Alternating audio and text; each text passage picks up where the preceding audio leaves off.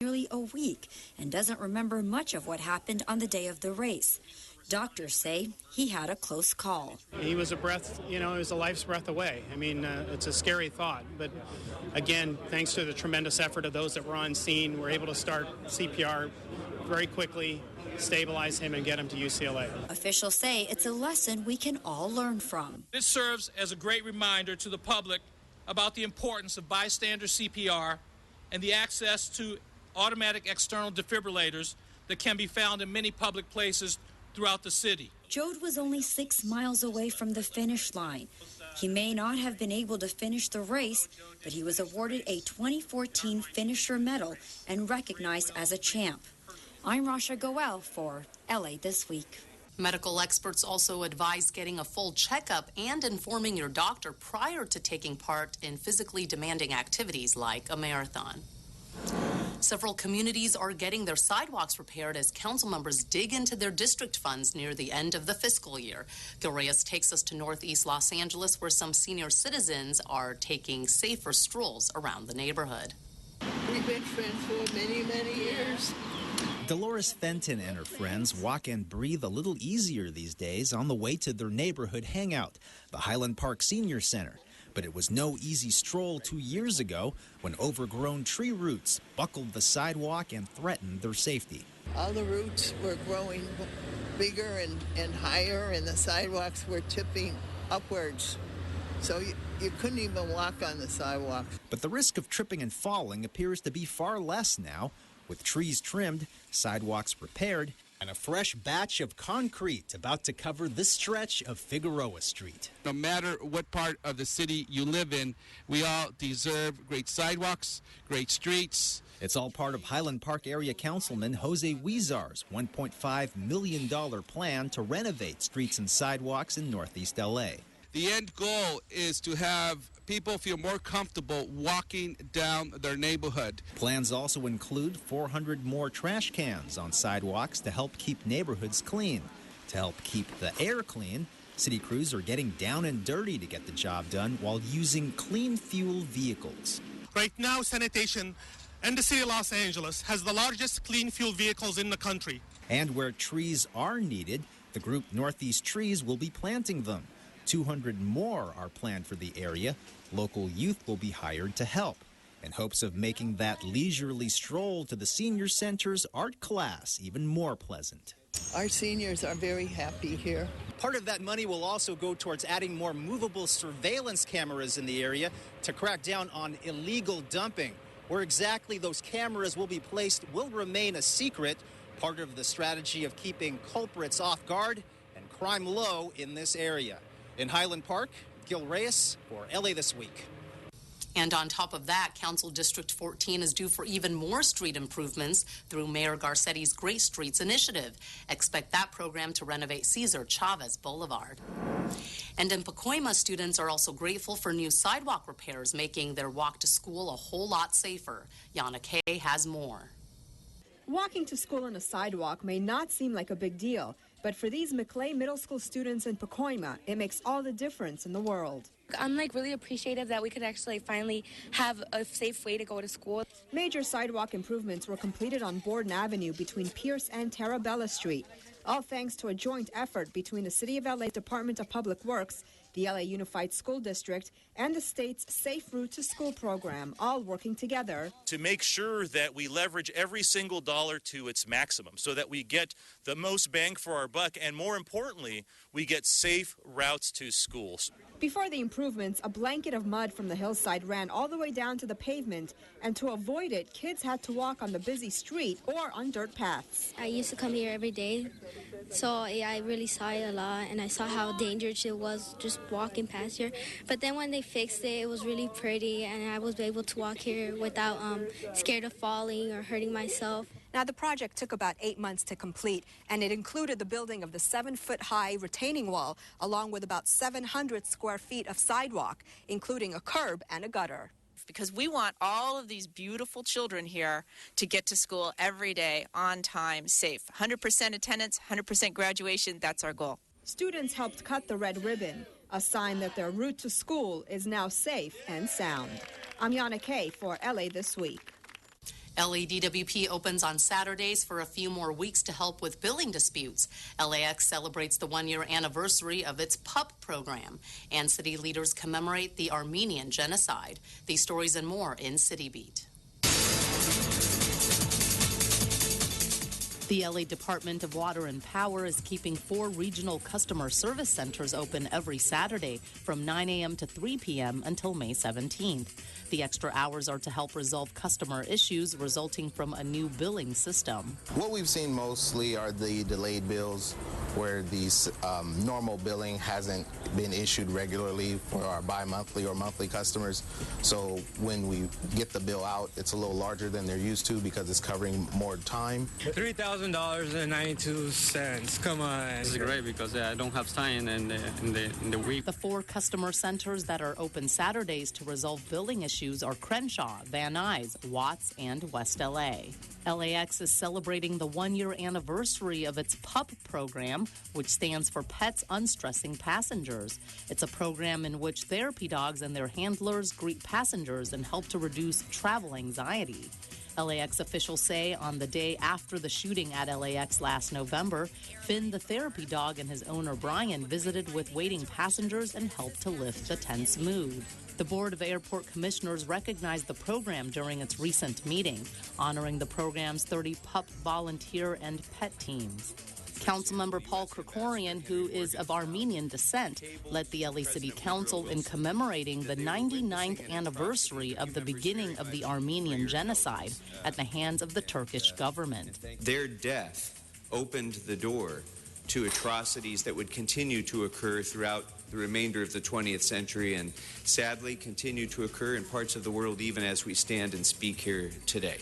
The Armenian government and Armenian American communities continue to urge the Turkish government to acknowledge their responsibility in the genocide and to make restitutions.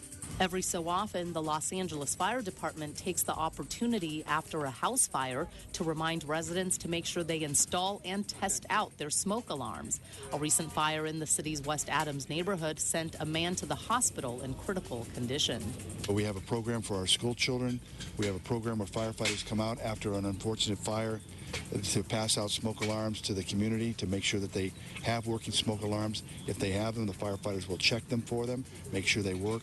Fire officials say while the room occupied by the man was not equipped with a functional smoke alarm, a mother and 2 children staying in an adjacent space equipped with smoke alarms were able to escape with lesser injuries. Community cleanups are common here in Los Angeles, where residents are a critical part of the equation. And for the residents, they say cleaning up their neighborhoods is a matter of pride. A beautiful Saturday spent cleaning up trash from the streets. It's becoming a familiar sight in Councilman Jose Huizar's district, where these community cleanups take place every other weekend. Residents of the city's Council District 14, which encompasses Boyle Heights, Highland Park, Eagle Rock, and downtown LA, are determined to make their district shine as bright as the next council district. We have a number of areas that our community has identified as cleanup areas. We do our best through our Bureau of Sanitation and a number of other city projects, but you know, when it comes down to it, sometimes these hard to reach areas, it's up to the community, and we get out there, we organize these events, and a great way for us to have pride in our community. And on this particular Saturday, the cleanup took place in El Sereno, with volunteers gathered on Valley Boulevard in the University Hills community. The nonprofit organization, LA Conservation Corps, also put at-risk youth to work, helping them gain valuable environmental work experience. Our program specifically is called the Clean and Green Program, and it focuses on hiring youth from 14 to 18. It's a nonprofit, and it's basically a job training program. So if the students are low income and in the city of Los Angeles, they have an opportunity to work with us. And while it's hard work, residents see it as an opportunity, even an obligation. We really believe in community cleanups.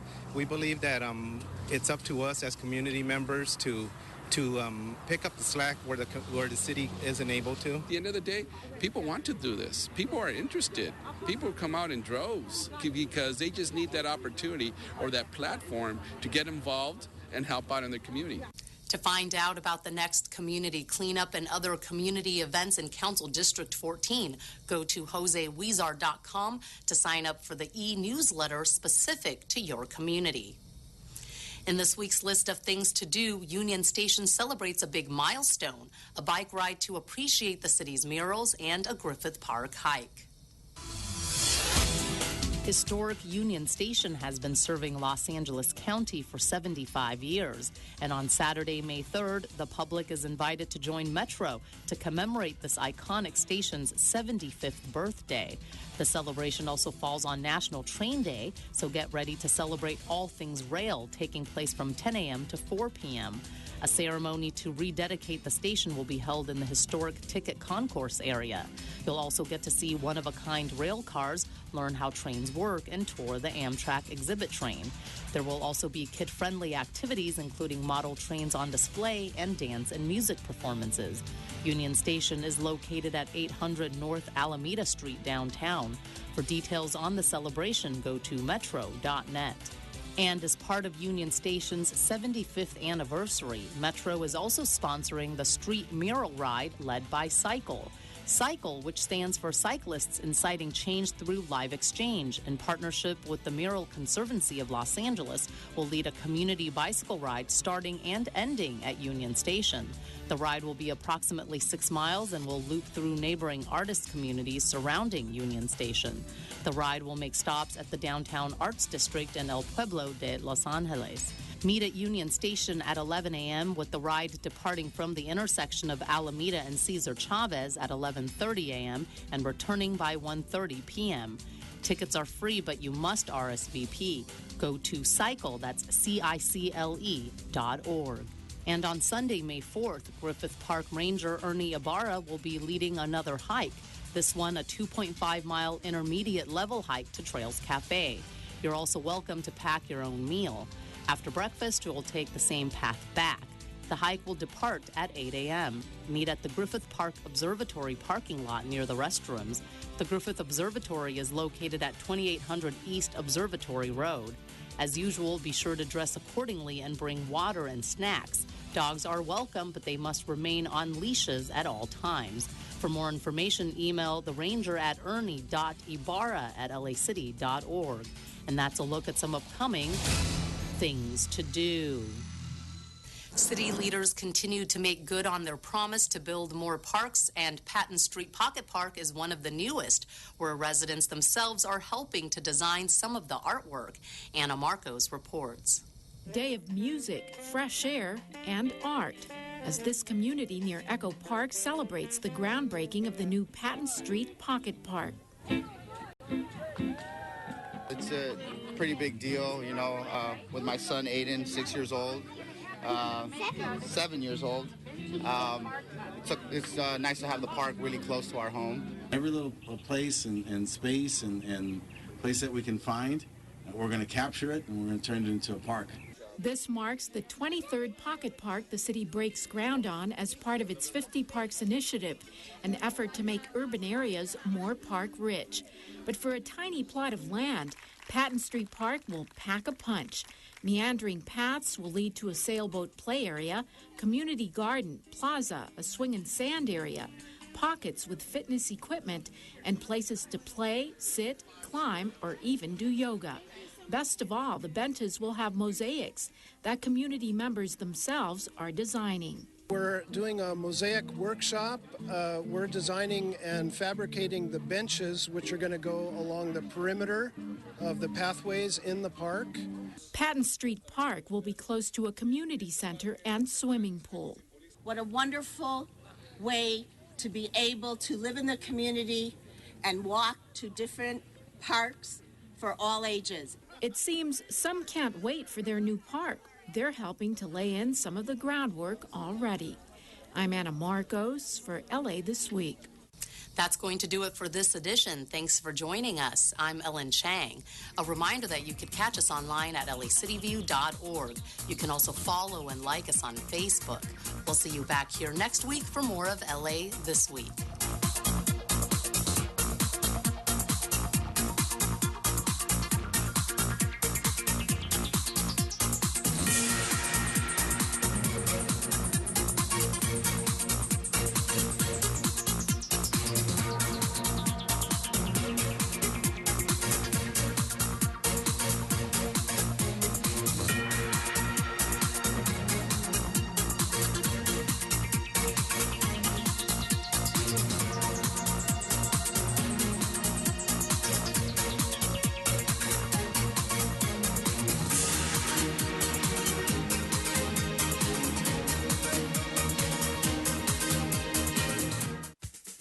California's next major earthquake, an epic battle will take place.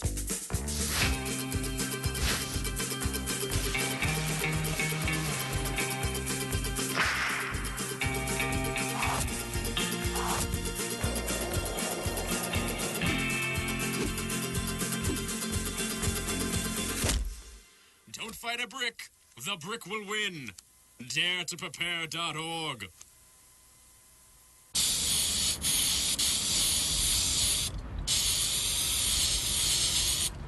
Graffiti removal? Call 311, the toll-free number for non-emergency services. 311, your one call to City Hall.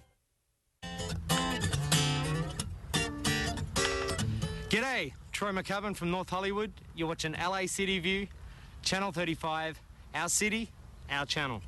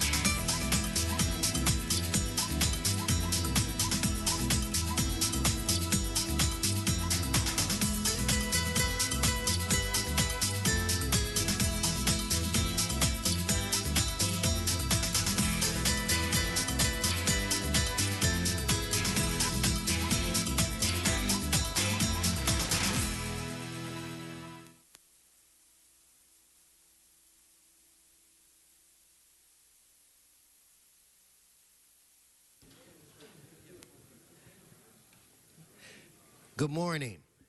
I'd like to welcome you to your Los Angeles City Council.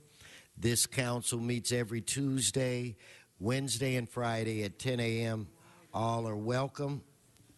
I believe we had a quorum. Madam Clerk, if you could please call the roll.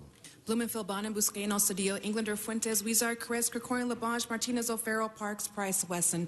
10 members present, a quorum, Mr. President. First order of business. Approval of the minutes. Blumenfield moves, Englander seconds. Next. Committed to resolutions for approval. Carez moves, O'Farrell seconds. Next. Mr. President, today is Tuesday, and now would be the time for the flag salute.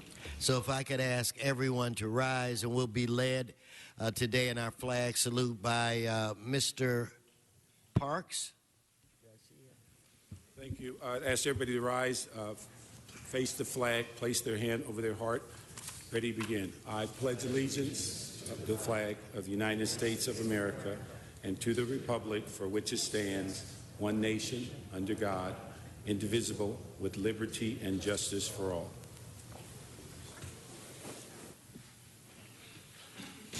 Thank you, Mr. Parks. Madam Clerk, why don't we run through today's agenda? Items 1 through 8 are items for which public hearings have been held. Okay, specials members, I don't see any. So why don't we prepare to vote on those items? Let's open the roll, close the roll, tabulate the vote. 10 ayes. Okay, thank you. Let's move on to the next section. Items 9 through 14 are items for which public hearings have not been held. 10 votes required for consideration. Okay, so without objection, those items are now before this body. Mr. Huizar? I thought I heard you say 11. Yes. Are we having some sound challenges? 11 for Mr. Fuentes. Okay, we'll hold 11 for Mr. Fuentes. Mr. Carez. Item 13, please. Item 13 for Mr. Carez. Do we have cards on these items? Cards on items 9, 10, 11, 12, and 13. Okay, let's vote on. Do we have any items left to vote on in this section? Or yes, item 14. So we will do that. I think I've just been submitted a card on 14. So we'll hold that item as well. That brings us where? On the supplemental agenda, items 15 and 16 are items for which public hearings have not been held. 10 votes required for consideration. Okay, then without objection, those items are now before us.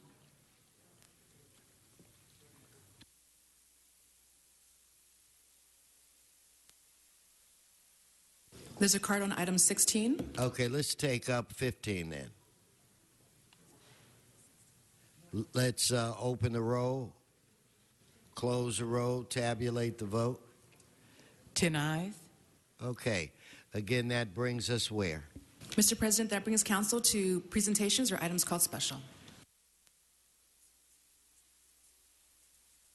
Okay, so why don't we move to item 16?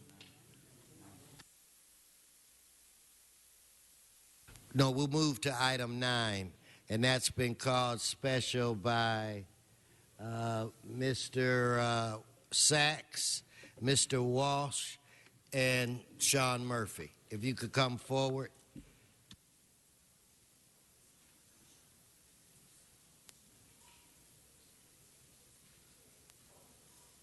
Mr. Parks. Ask a question on 15. Is there an urgency on that issue? Because the last time we discussed issues similar to this SB 1818, we spent almost a whole day, and everybody told us it was the perfect piece of legislation. Now we're cleaning it up, but we don't have a committee report or a CLA report that gives us some idea of what this cleanup is going to do. So why don't you give me a little time to look into your request? If there's no urgency, I'm just wondering if we couldn't get a CLA report so we know exactly what we're voting on. Let me look into that, and before we adjourn, I'll come back to that item. Mr. Sachs, go right ahead. Yes, thank you. Good morning, Arnold Sachs. And again, I know this is beating a dead horse. My concern's about the people who are writing the habitability citations. And again, the use of city manpower. Every year, we hear about a budget deficit. You're going out and doing a fine job of cleaning up these properties, but you're letting $1,000 per property go down the drain, and the money would go to the same general fund as this funding. And there is no explanation as to why it happens, except use your common sense. That money would be collected against banks, and although the banks are the bad people, when it comes to needing money, the banks are the good people for the city of Los Angeles. It's kind of like this situation with this knucklehead from the Clippers. Mr. Walsh, followed by Mr. Murphy. John Walsh, blogging at HollywoodHighlands.org or J. Walsh Confidential, or tweeting at Hollywood Dems. Again, this is REAP. These is for delinquent landlords. We have some excellent landlords here in the building now. Most landlords do a good job. These are pirate landlords. There are 10 of them, and we hope that you continue to do a good job. Remember, if you do a good job, I praise you. And I will praise you if you boycott the Clippers game tonight. Boycott the Clippers game. Sterling is a racist. Stay on the subject, Mr. Murphy. Good morning, it's Sean.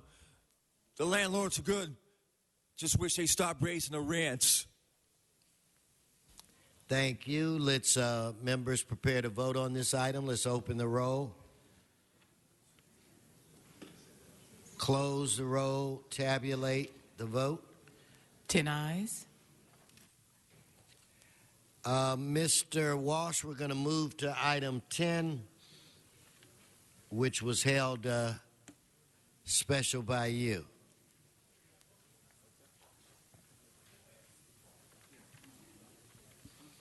Item 10, Mr. Walsh.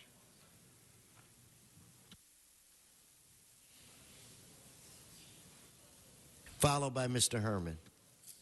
Yes, sir. Pass. Okay, Mr. Herman.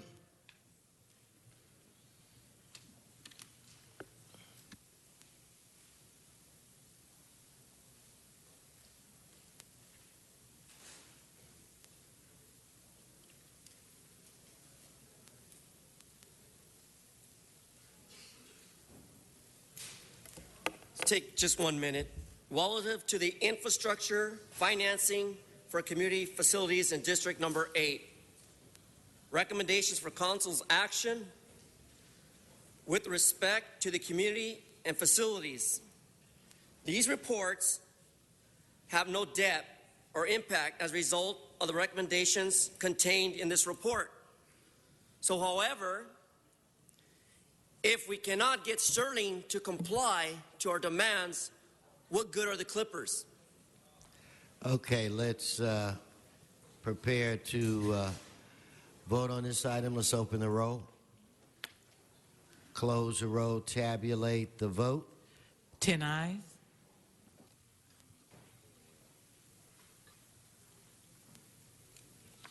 Item 12, Mr. Walsh. And Mr. Herman on item 12.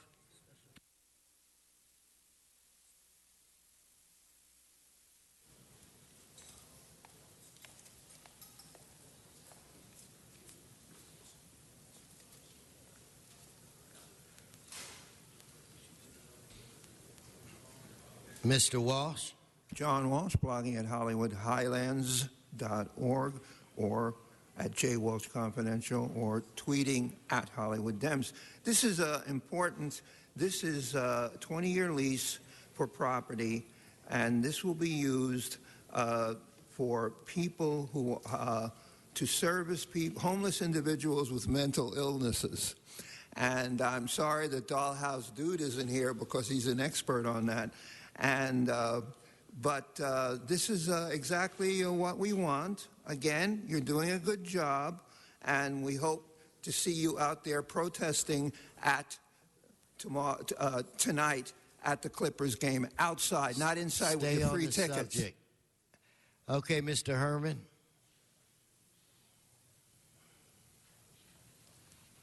You know, reset the clock, and you can start it.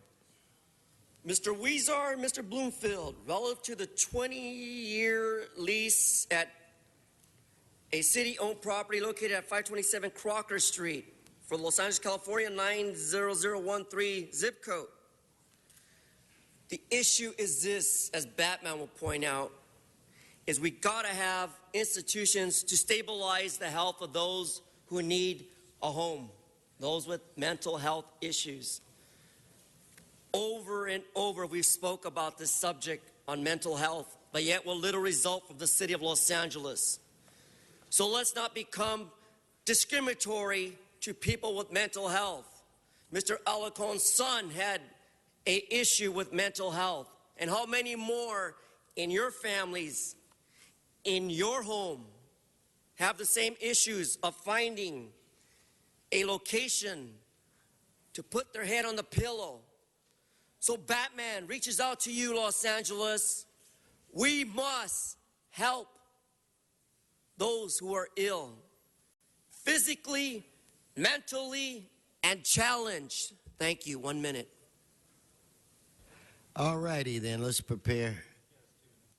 Let's vote on this item. Let's open the roll, close the roll, tabulate the vote. 11 ayes. Mr. Weezer. Please, forthwith. Without objection. Okay, Mr. Sachs, we're going to take up, where's Arnold? We're going to take up 14, so please come forward. Yes, thank you, Arnold Sachs. And I'm going to reference the Quimby fees and the use of the Quimby fees for the parks that they're supposed to represent. There was actually an interesting editorial in the newspaper, and it referred to money that comes from developers for art projects. And some of the problems that are created because of the regulations that these art projects be used within a mile of the buildings, and the fact that this is 7 years old and the city council never got around to it. And so I referenced the Quimby fees. You know, there's a big story in the newspaper about this huge concert that's going to go on at Grand Park. Mr. President, this is about a final track map, not about Quimby fees, even though there's a reference to Quimby fees. Stay on the track map issue. The track map issue mentions right here, sir, Quimby fees. First, $51,000. Quimby fees, chum change for $4,000. The Quimby fees for the parks, for the public use. That is part of the issue. It's exactly part of the issue. And the fact that you really don't want to discuss it, that makes it even more of the issue. I'm just trying to find out, for the public's perception or the public's benefit, where this money goes. We just had an editorial about public art funding, that the money is tied up for 7 years. The same thing can be said for the Quimby fees. The money gets tied up. Grand Park, the mayor just authorized a huge concert. But those Quimby fees that would have been collected can't go to the park that's located at police headquarters. Why is that? How are these things defined? Well, nobody answers the question except to say, he's not really on the subject. He's not on the subject because this is about track maps. No, it isn't. It's about the Quimby fees, which is the funds that should go to the public for their use. Thank you. Thank you. Okay, let's prepare to vote on this item. Let us open the roll, close the roll, tabulate the vote. 12 ayes. Okay, now we're going to move to item 16. I have cards on this item. Donna Pearman, Mr. Sachs, Mr. Walsh, and Mr. Herman.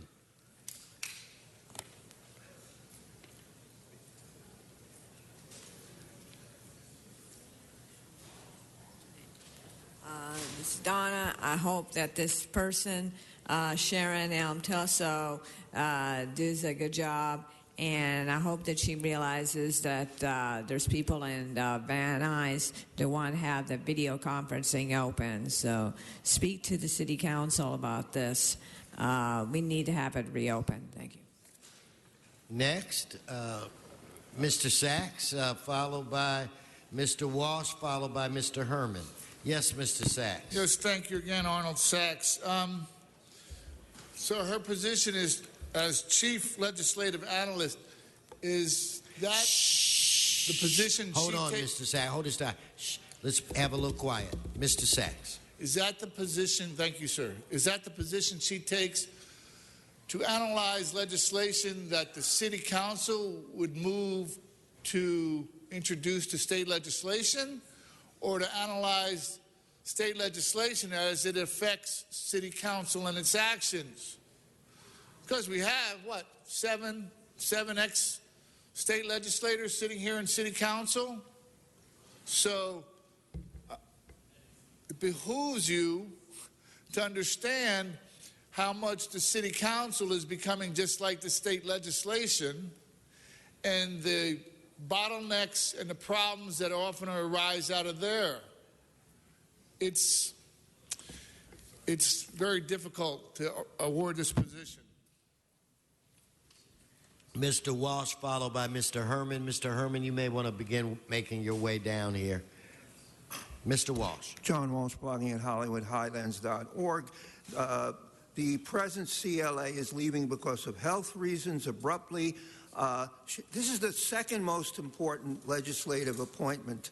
The mayor picked Ms. So. Now, I want you to understand, and they can correct me if I'm lying, in order for her to get this job, she must hand in a signed letter of resignation without a date, so that the mayor can put in the date and get rid of her at any time. If that's false, okay, so it's a phony job.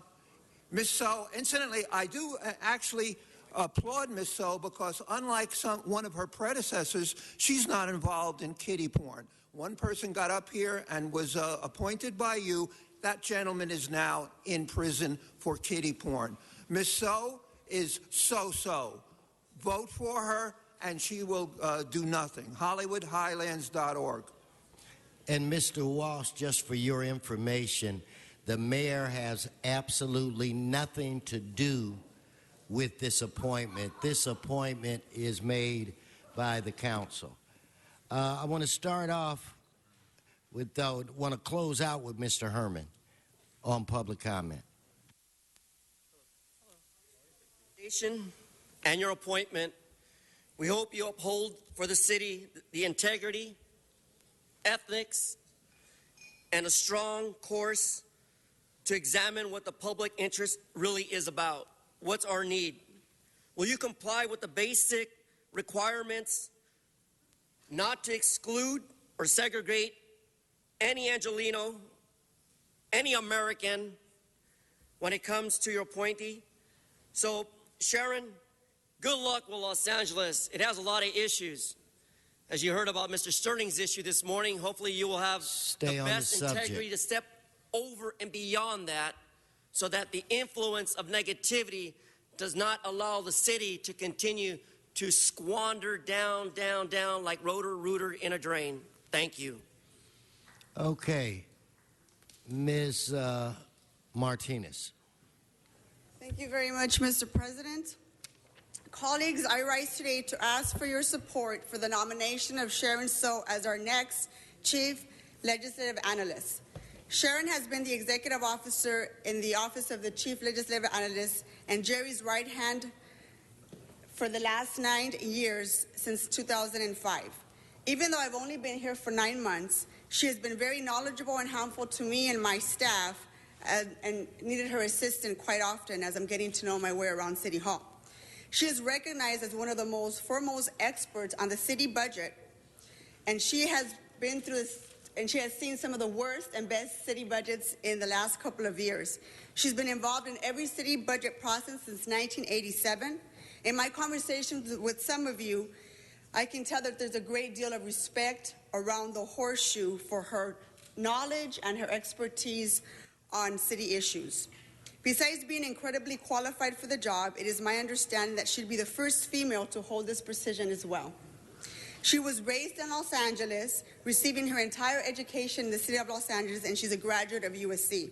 Colleagues, I ask for an aye vote to appoint Sharon So as the next executive legislative analyst to fill the position when Mr. Miller vacates his position in August. Thank you.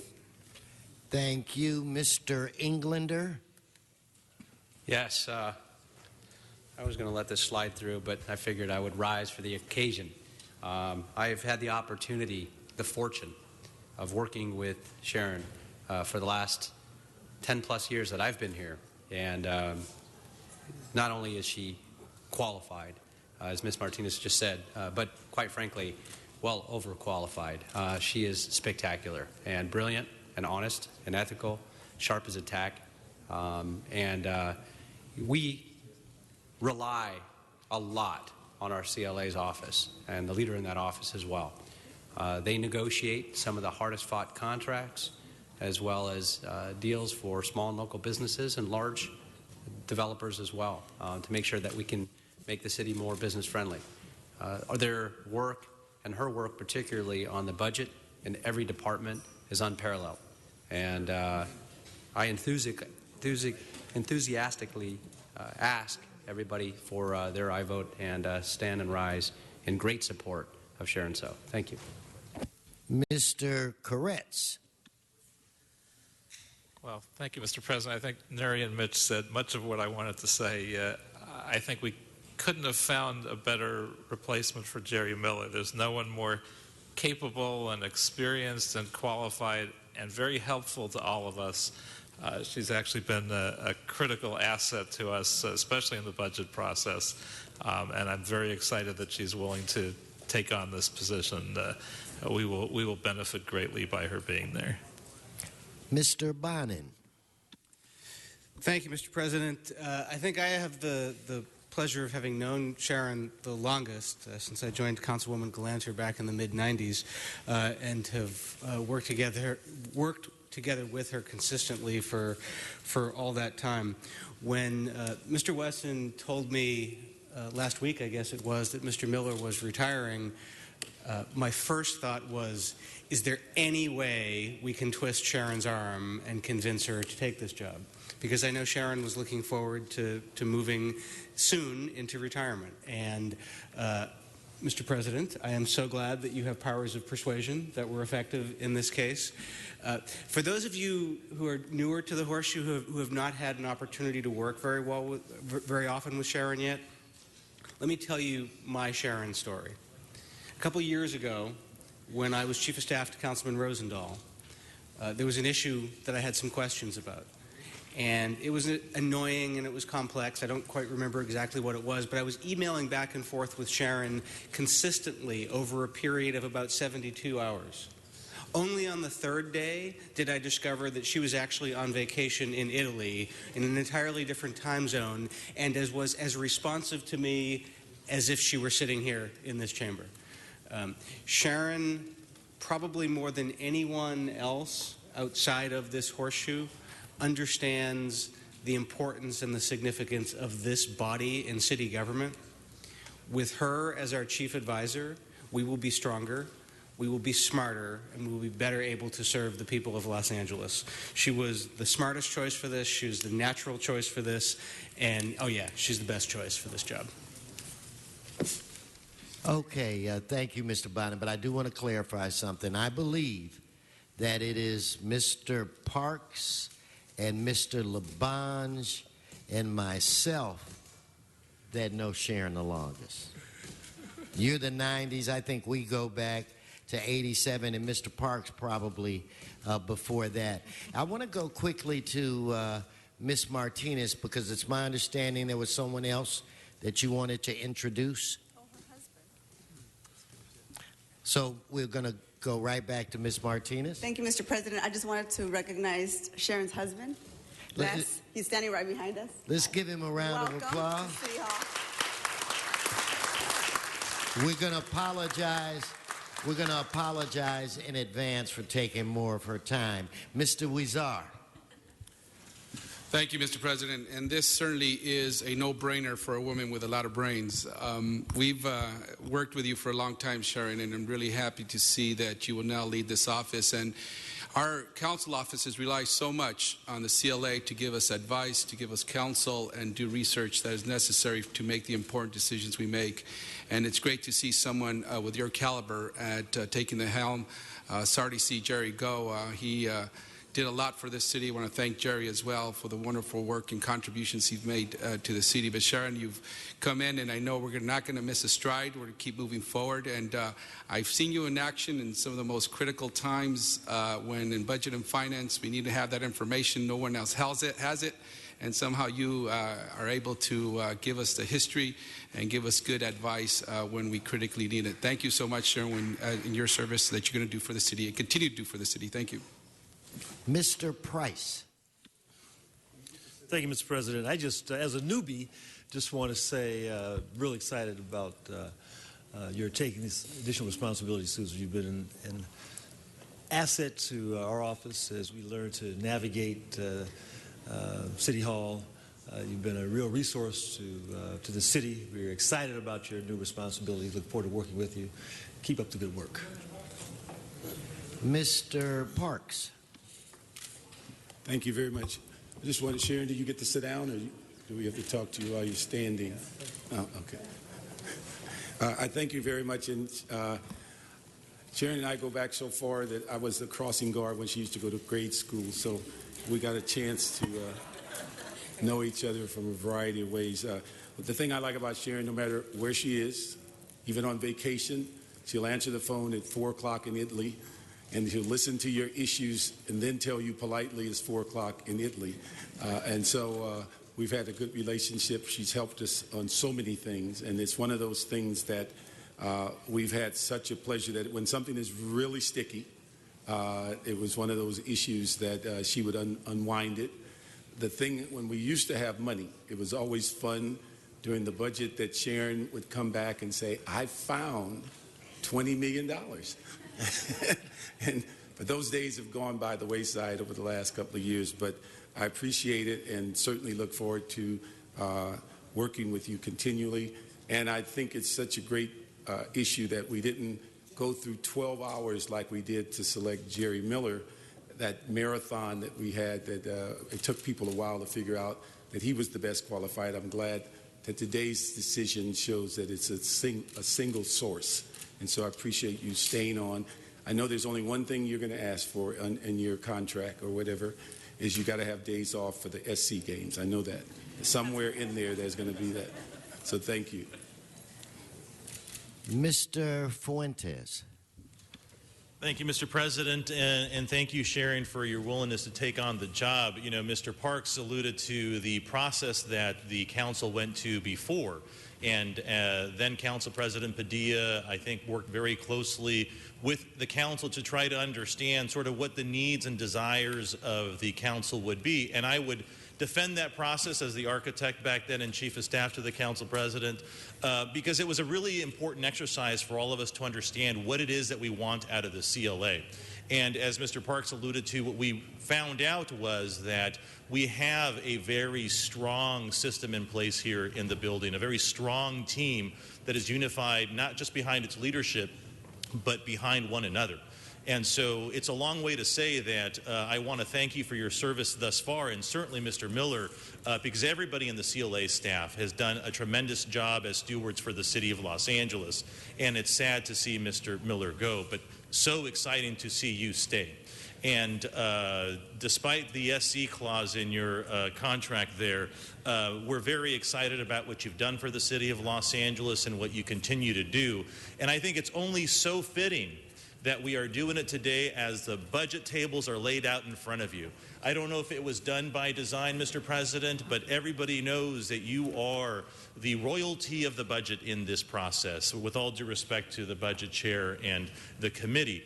But that process is so, so important, and your expertise, your steady hand, your institutional knowledge has been tremendous. And what I love about having been staff and now a councilman is when there ever is a doubt about a number or a fact, Sharon has a drawer in her office that she will pull open, and there are stacks of papers that will fly out, and she'll say, see, here it is.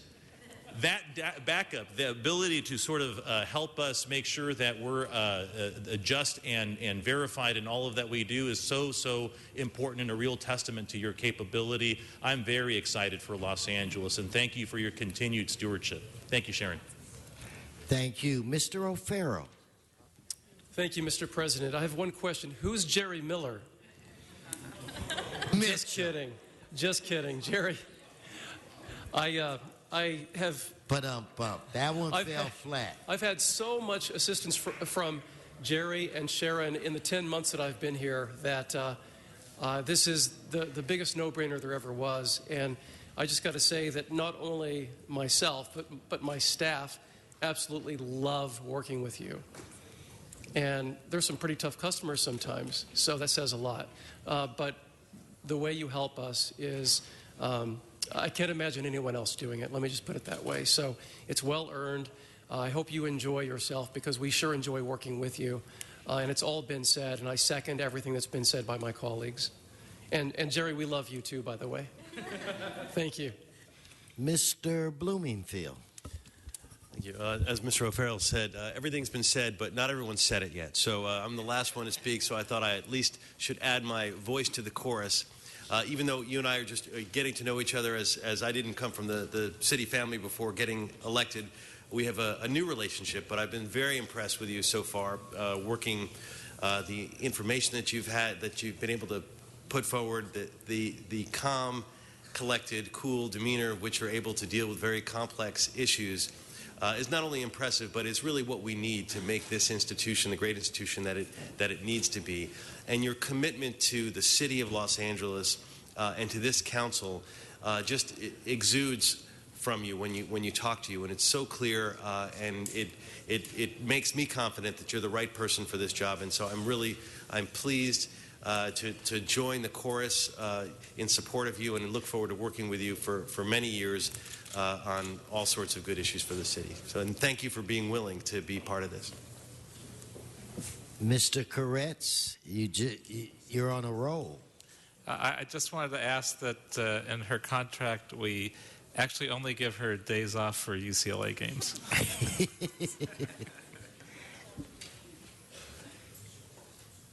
I want to just thank Mr. Miller first for... Okay, I'm sorry. I need to recognize Mr. Cedillo. Mr. President, I was just going to say this is the best decision that you've made, the best recommendation. It's perhaps the most important decision we make. And when you think about it, it is the best decision. And I'll tell you why. We have to think about the institution. And when you think about the institution, you have to think about institutional memory and continuity. And that is very key for what we do. In an era of term limits, when members come and go from the state to the Senate, to the Assembly, to the county, to a commission and back, we rely on the staff, its institutions, and its leadership to do our job. And so, Sharon, I'm very excited. I think I started a little before you with the city.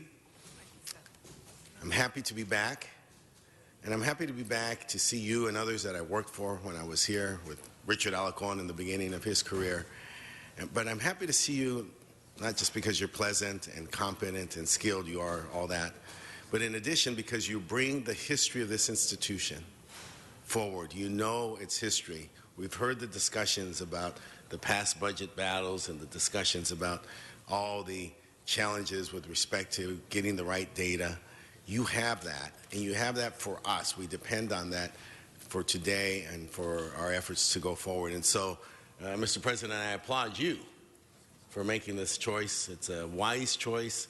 It's a thoughtful choice. It's a historic choice. Also, first woman, first API, but those weren't the driving factors. I know, Mr. President, you wanted the best person for the job, and you found that person. And so I applaud you, and I congratulate you, Sharon. Thank you so much.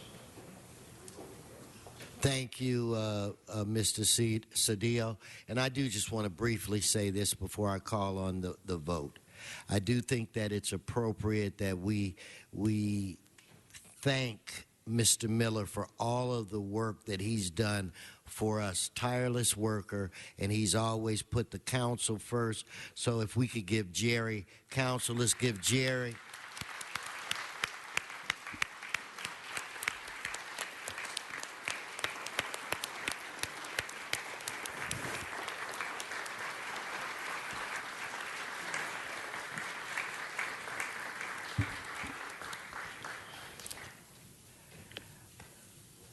Thank you again so much, Mr. Miller, and we will have a day for you towards the end of the summer where all of the members are afforded the opportunity to speak to everything that you've done for this body.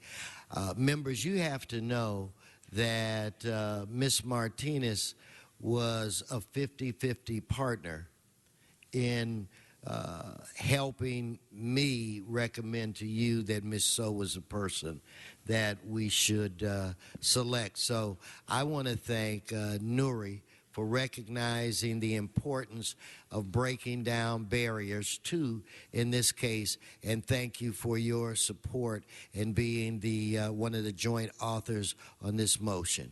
Where it relates to Sharon, thank you for stepping in when we needed you, when we need you the most, and we're all optimistic that you're going to do a phenomenal job because you know all of us and you know how we whine and beg and plead and get mad. So you know us better, so a new person wouldn't have to learn those things. So with that said, Ms. Martinez, I think it's time for us to make some history. Madam Clerk, if you could open the roll. Close the roll, tabulate the vote. 12 ayes. Congratulations.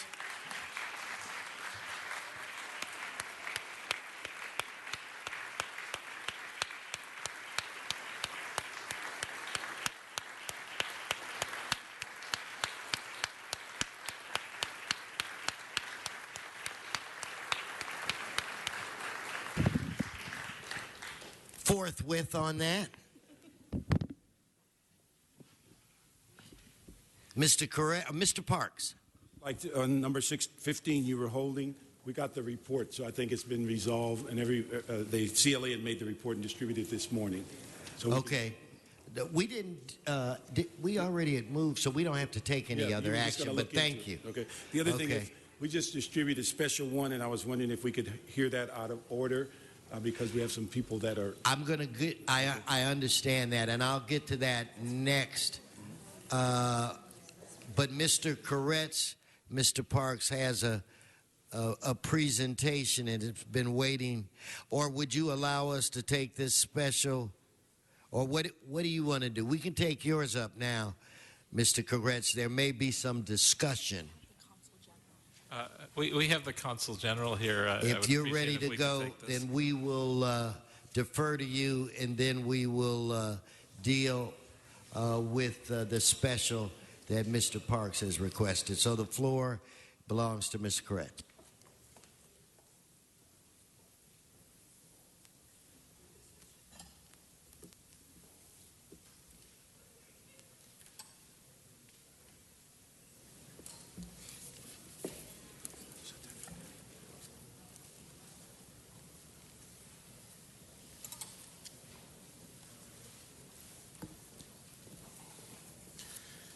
Well, thank you for joining me here for City Hall Yom HaShoah Holocaust Remembrance Day. We're told by an ancient text and in modern song alike that to everything there's a season and a time under heaven, and this is the season for remembrance. Now is the time for remembrance of terror, tragedy, and murderous evil beyond belief. For now we're called to remember, and we choose to remember, the unbearable pain and costs of the Holocaust. And like some of you here, Yom HaShoah has a powerful meaning for me because of the family members that I never met who perished in the Holocaust, like my late father's sister, who was very much beloved by him and who would not leave in late 1939 because she had a wonderful life and because she had so many friends, many of whom weren't Jewish. She could never believe that what was taking place was actually taking place. And my father's pain from that remains so raw that he never was able to speak to me about it, even in his last days. He died in the mid-70s, and we were never able to have the conversation about the Holocaust and Kristallnacht and everything that he had seen and gone through. I know so many of us have those kinds of connections, and so we know the importance of this Remembrance Day. So this is the time, this is our season of contemplation about ourselves and humanity, concerning what has happened and what should never be allowed to happen again. And now I'd like to ask City Attorney Mike Feuer to say a few words. Thank you very much, Mr. Koretz. You know, there is a tendency around the commemoration of the Holocaust to define the events and ourselves as victims, as those who suffered, and to think of this day in those terms. I choose to think of it in a different way. Today is a day when we commemorate tremendous courage. We affirm the humanity of each of us. The fact that people survived, millions of people suffered and died, and millions survived.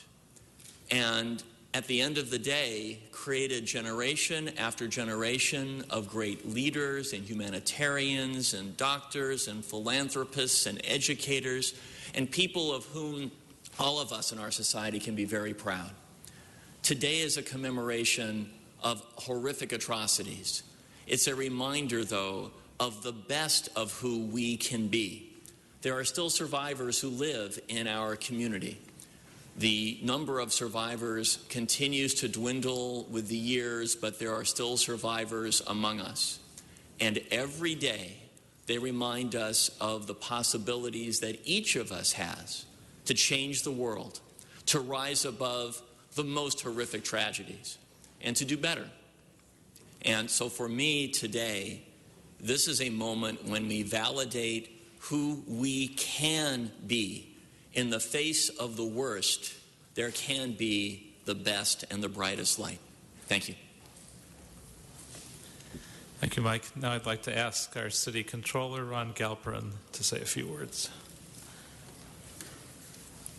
Good morning, Mr. President. Good morning, Councilmember Koretz, to our City Attorney, and to also Councilmember Blumenfield, and to our Consul General from the State of Israel. It's an honor to be here this morning for the commemoration of Yom HaShoah.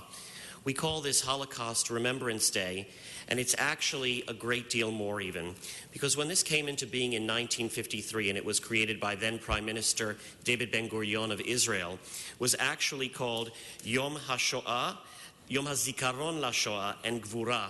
Actually, what that means in Hebrew, or means in English, I should rather say, is a day for remembrance of the great calamity, but also a day for remembrance of the great courage, the great heroism, the great strength. And so, when you have an opportunity to walk the bridge, as I do so many times a day sometimes, hopefully everybody will take an opportunity to really have a look at the exhibit that has been put there, which is Courage to Remember. And there's also a little bit of courage to actually take the time to look at it, because even in the brief period of time since it's been up, it's kind of painful to look at.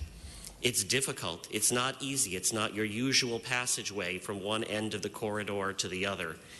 And it does take courage to remember and to face that which humanity was able to do to humanity. It was a tragedy for the Jews of Europe, but also for all of humanity, gypsies, gays and lesbians, so many others that were targeted. And we have an opportunity and an obligation to remember and to do more than that, but to make sure that it never happens again. And thank you very much for the opportunity to be here, especially as the son of a Holocaust survivor. My father was born in Romania, made his way to Israel through a boat that he was able to get out of, fortunately, and then came to this city, the City of Angels, where everybody is welcome, everybody has an opportunity to build a new life. and what a city of angels it has been for us. Thank you. Thank you, Ron. And now I'd like to ask our colleague, Councilmember Blumenfield, to say a few words. Thank you, Mr. Kretz. Thank you, colleagues. And yes, it is a tremendous exhibit. I urge everyone to go through as you pass between the two buildings to really take a moment to really pause and think about. Yesterday, Jews and non-Jews around the world, as we mentioned, took pause to remember one of the darkest moments in modern history as we observe remembrance. The word Shoah, as Mr. Galpin pointed out in English, means calamity. And no matter what your heritage, Jewish, non-Jewish, the systematic murder of 6 million Jews and 5 million more political dissidents, POWs, Slavs, Gypsies, homosexuals, mentally ill, is a calamity whose great horror speaks to all manners of humanity throughout the world. And it's not just the lives that were snuffed out during that Holocaust, but you think about the lives that never came. 6 million people, how many people would that be today if they were allowed to continue? How many souls, how many generations, how many cures for cancer would have been discovered, or Nobel Peace Prize winners, or fathers, mothers, sisters, brothers? We will never know. Yom HaShoah is a remembrance of two things I think about. One is our commitment as citizens to the world, to the teachings, the lessons of the Shoah, so the world may never again allow for such cruelty. Second, I think of the failure. Think of the failure of so many good people to stand by and let this happen. As Edmund Burke said famously, all that is for evil to triumph is for good people to stand by and do nothing. Hitler's final solution was a blunt expression of an unchecked hatred of what was then he called the Jewish question. But today, in spite of the great horror of the Holocaust, Jews continue to contribute to the world around them. Israel is a light in a tumultuous region where democracy and multiculturalism flourish. And in America and around the world, Jewish communities are stronger and prouder than ever, and as often in Los Angeles, making tremendous contributions to civic, cultural, and life all around. More than 7 decades later, we remain committed as ever to ensuring that such atrocities are never again committed. And the crucial component of that guarantee is to educate each generation about that terrible calamity. Since 1977, the Simon Wiesenthal Center, headquartered right here in Los Angeles, has been on the forefront of that global effort to teach the lessons of the Holocaust. And that's why it's an honor to be hosting their Courage to Remember exhibit right here in City Hall. Angelenos of all backgrounds will be able to come to City Hall, reflect, and understand what it really means when we say never again. So I want to thank the Simon Wiesenthal Center, Mayor Garcetti, City Attorney Fuhrer, City Controller Galpin, and of course, my colleague Paul Koretz for making today possible. Thank you.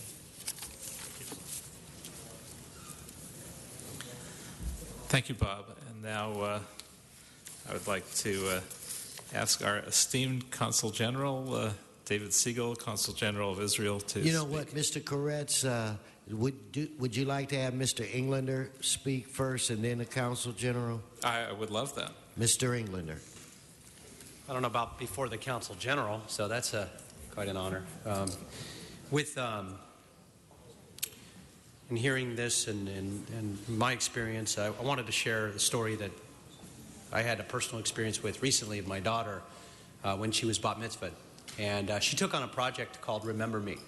And she learned about this when we were at Yad Vashem in Israel and came back and thought about the idea that when she stands at the bima as a bat mitzvah, that she would be standing there not alone, but with another child who didn't have an opportunity to be a bar or bat mitzvah and lost their life at a younger age through the Holocaust. And she went online and did some research, and she actually found an organization that would team you up with one of the children who didn't make it through the Holocaust and did not survive. And she did some more research and found this young lady's name. She was 8 years old that lost her life in the Holocaust. And she took it a step further. And she decided that that wasn't enough. and went and spent quite a bit of time online and doing all kinds of research and found the girl's sister, that she in fact lived here in the United States and was still alive. And that wasn't enough. She wanted to track her down. Well, it turned out she lived here in Los Angeles. And that wasn't enough. She wanted to go meet her. So we went and we tracked her down and called her. My daughter, at 13 years old, picks up the phone and calls this woman in her mid-80s and explains who she is and that it was not a prank phone call, and that she is going to be having a bat mitzvah with, in fact, this woman's sister, who was never fortunate to do that, and that she'd like to carry on her memory. And we went over to her house a couple times and met with her in West LA. She was an extremely Orthodox Jew and couldn't come to the bat mitzvah because she couldn't drive on that day and wouldn't leave the house. But we were able to spend a lot of time with her, and she gave us some photos that she just recently, about 10 years ago, was able to get one photo of her sister, that she was with her in one of the camps and held her as she passed away in her arms. She gave us the picture, and we had it enhanced and blew it up and had it framed and on the bima with her. And you think about the fact that you'd mentioned so many survivors. I believe Mr. Fuhrer mentioned this. We're losing them by great numbers today, and few of them will be left. What's been happening here locally, particularly with what the Shoah Center has done at USC, and the fact that they're expanding that now to include other genocides and other issues and other remembrances, is phenomenal. And what's going on there, and the fact that they're recording and getting videotape now of many of those survivors who will, another generation from now, will never have that opportunity to shake their hand, to sit with them, to listen to the story in their words. This is such an important remembrance, and I applaud you and thank you for the presentation of this today. Thank you. Thank you. Mr. Koretz. Thank you, Mr. Englander. That was very moving. And now I'd like to introduce David Siegel, Consul General. Thank you. Thank you very much. I feel very privileged and honored to speak before this great city, City of Angels, a city that houses 2 Holocaust museums, 1 Shoah exhibit that is now becoming much more than that, a center dedicated to fight genocide everywhere, a city in which on your Holocaust Remembrance Day over this weekend there was a march against genocide by Jewish World Watch. We ask ourselves what the value of remembering something horrendous that happened 70 years ago is, and that is the value. It's rededicating ourselves to the memory and to the solemn pledge, never again, which means that human beings are capable of doing horrible things to each other, and therefore we need an ethic of never again to make sure that no one anywhere is ever harmed the way our people were harmed in World War II. 70 years ago, at this season, 1944, in March, in April, in May, in June, it was almost the end of the Nazi regime. The Allied forces were moving in from the west, the Soviets were moving in from the east, yet the Nazi regime continued the extermination machine at full throttle, even at the expense of fighting the war, so that the trains still sent the Jews to the death camps rather than sending supplies and additional troops to the front lines. It was such a dedicated mission that Hitler had to wipe out the Jewish people.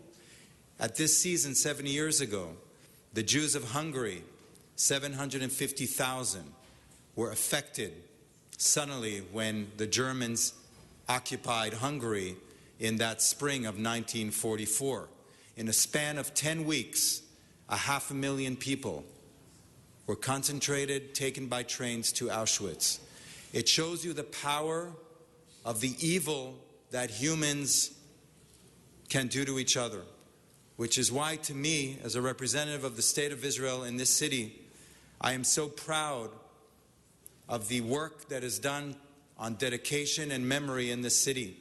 Yesterday, some of us were together at the Museum of Tolerance, and we gave an award to a family of an American woman by the name of Emilia Khrushcheva, who saved 12 Jews in her attic for 2 years, despite the warnings of the Nazis that anyone who would harbor a Jew would be shot on sight, them and their families. She did it, but she also saved American pilots that were downed throughout the region where she was operating because she spoke English. She was in Slovakia. So that the stories of heroism are with us. When we look around us, the world today, we see the resurgence of anti-Semitism, both in the Middle East and in Europe. We see intolerance towards all people of different ethnicities. And for these reasons, the memory is here and now, not just about history. It's about our daily lives and our dedication as public officials to make this city and this world a better place. So I thank you very much for this day and this memory.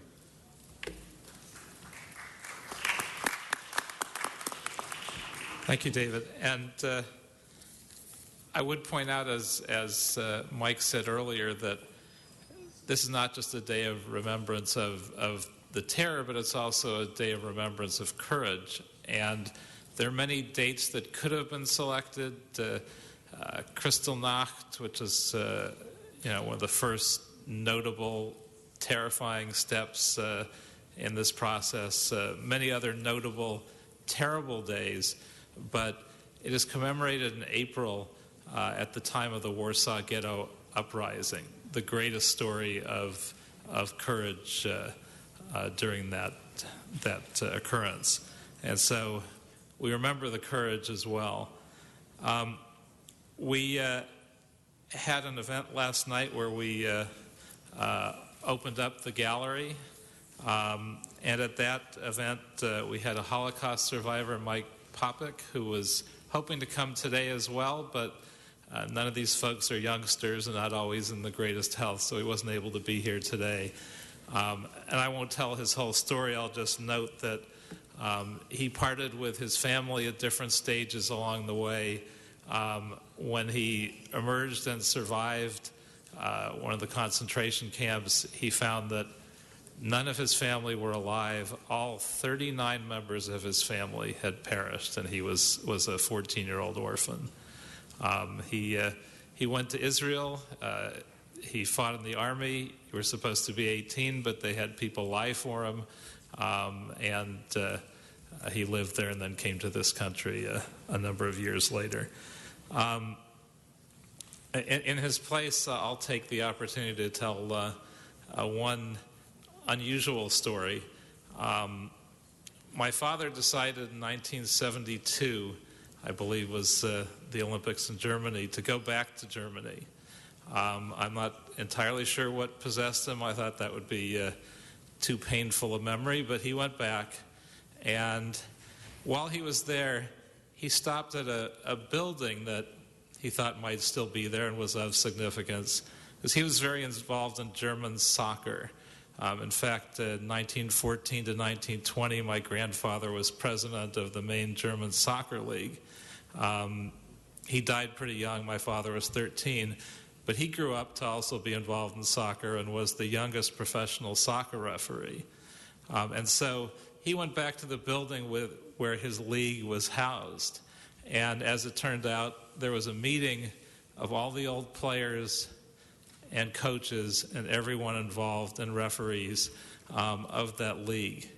And so he stumbled upon a meeting of all the folks that presumably had participated in all the terrible things that had happened.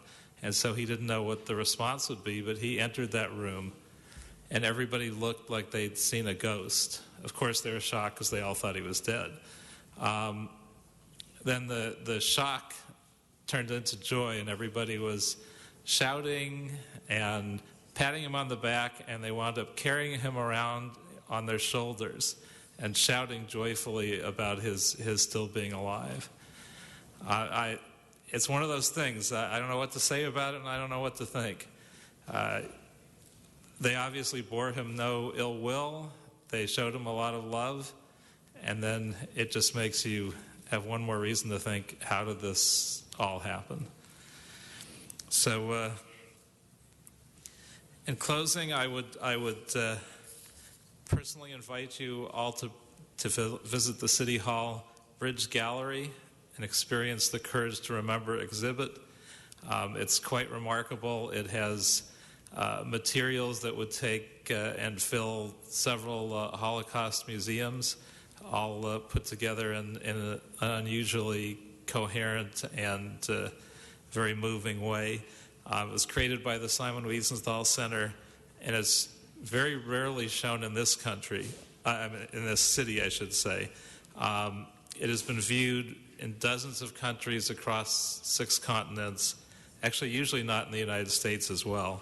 It consists of nearly 200 original photographs, some never seen before by the general public except in this exhibit. And I'd like to present this proclamation as well to thank the creators of the Courage to Remember exhibit, and as well as to commemorate Yom HaShoah, and I'd like to present it to our Consul General. And thank you all for participating in this important event. Thank you.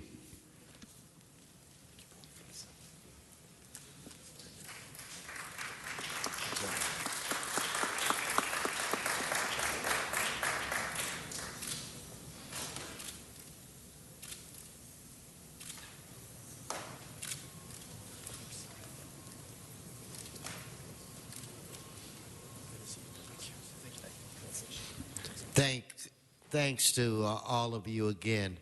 Okay, Mr. City Attorney, we, at the request of, I think, Mr. Parks, you're going to speak to the findings. Yes. And then we will vote on the findings, and then the item will be before us. So, Mr. Parks? Thank you very much. This issue came to our attention on Friday, well after the agenda was posted. It's an issue in which would appear that because it's local and it also impacts most of our residents, that the city should be taking at least an interest in a stand. And so we published the Rule 23 because of the urgency and the fact that it came to the attention well after the council agenda was posted.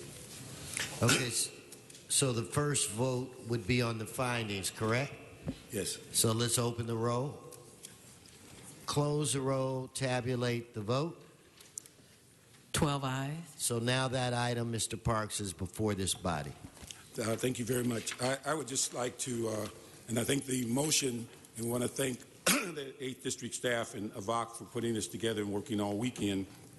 But I think it's pretty obvious in the amount of attention worldwide that this has been given, that we have an incident in our city that goes well in an opposite direction of most of the decisions and positions that this city council has taken as it relates to human rights.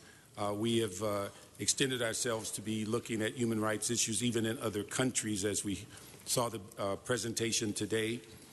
We have a issue in which is very delicate and race and based in the fact that we have seen several explosions in our city when race intensity has come about. We are looking to create a situation where this council makes a very adamant stand and condemn the derogatory and racial and biased statements made by Donald Sterling. We believe that there should be a personal apology to the entire LA City community, but specifically identifying that Irvin Magic Johnson, who's an iconic figure in this city and national figure, was singled out by those statements, that he also should get a personal apology. But we also are hoping that the commissioner takes all of the power of his office and take appropriate censorship of Mr. Sterling, because without that, I think we'll find that there will be little or no confidence as it relates to not only the NBA, but this organization. We also ask, and we support what's already occurred, that the NAACP withdraw their nomination of Mr. Sterling as a humanitarian award for their event on May. And we ask the Times to reconsider taking the ads of Mr. Sterling in which he weekly publicizes his commercial real estate empire and also his alleged civic activities. I think when we look at this issue, it's also important that not just the City Council take a position, but we ask every resident, sports fan, to also communicate with the Clipper organization and also the sponsors to let them know their displeasure, because that's the only way I think it becomes a universal issue as opposed to just a person, a group, or a political entity. And so I'd ask that we have an aye vote on this issue. My understanding is that probably at this time, the commissioner in New York is making a news conference to talk about what he intends to do. But I think, in my judgment, it would be important that we not follow the commissioner, but that we lead in this city and reflect what we think should occur as it relates to this political body. So I'd ask for an aye vote on Special 1. And thank you so very much, Mr. Parks, for this and all you've done. And I want to just say on the record that I will support your request, even though I know I wouldn't want Mr. Sterling's apology, nor do I believe Magic would want it. I am making a friendly request, however, that you add into your motion that we request that the commissioner himself, Mr. Silva, come to Los Angeles, speak with us, the mayor, and they come up with a mechanism to address the community. And I think it's time for us as the city where this has occurred to actually go on record indicating that this council no longer believes that he's fit to be the owner, and I would even recommend a lifetime ban. So if you could find a way to incorporate that within your request. As a friendly amendment. Yeah, as a friendly amendment. So do we have to make a motion, or Mr. Parks has said he was accepted as a friendly amendment? Mr. Price? Thank you, Mr. President. I just want to thank Councilman Parks for bringing this motion forward. I agree totally, and also with your amendment, Mr. President. Certainly, these comments are offensive and just can't be tolerated. As a tenant in Staples, he has benefited from the public sector investment, and so his comments have no place in basketball or in our community. I urge an aye vote on this motion, and I hope that the commissioner will take the strongest actions possible against Sterling for his unconscionable behavior. Thank you.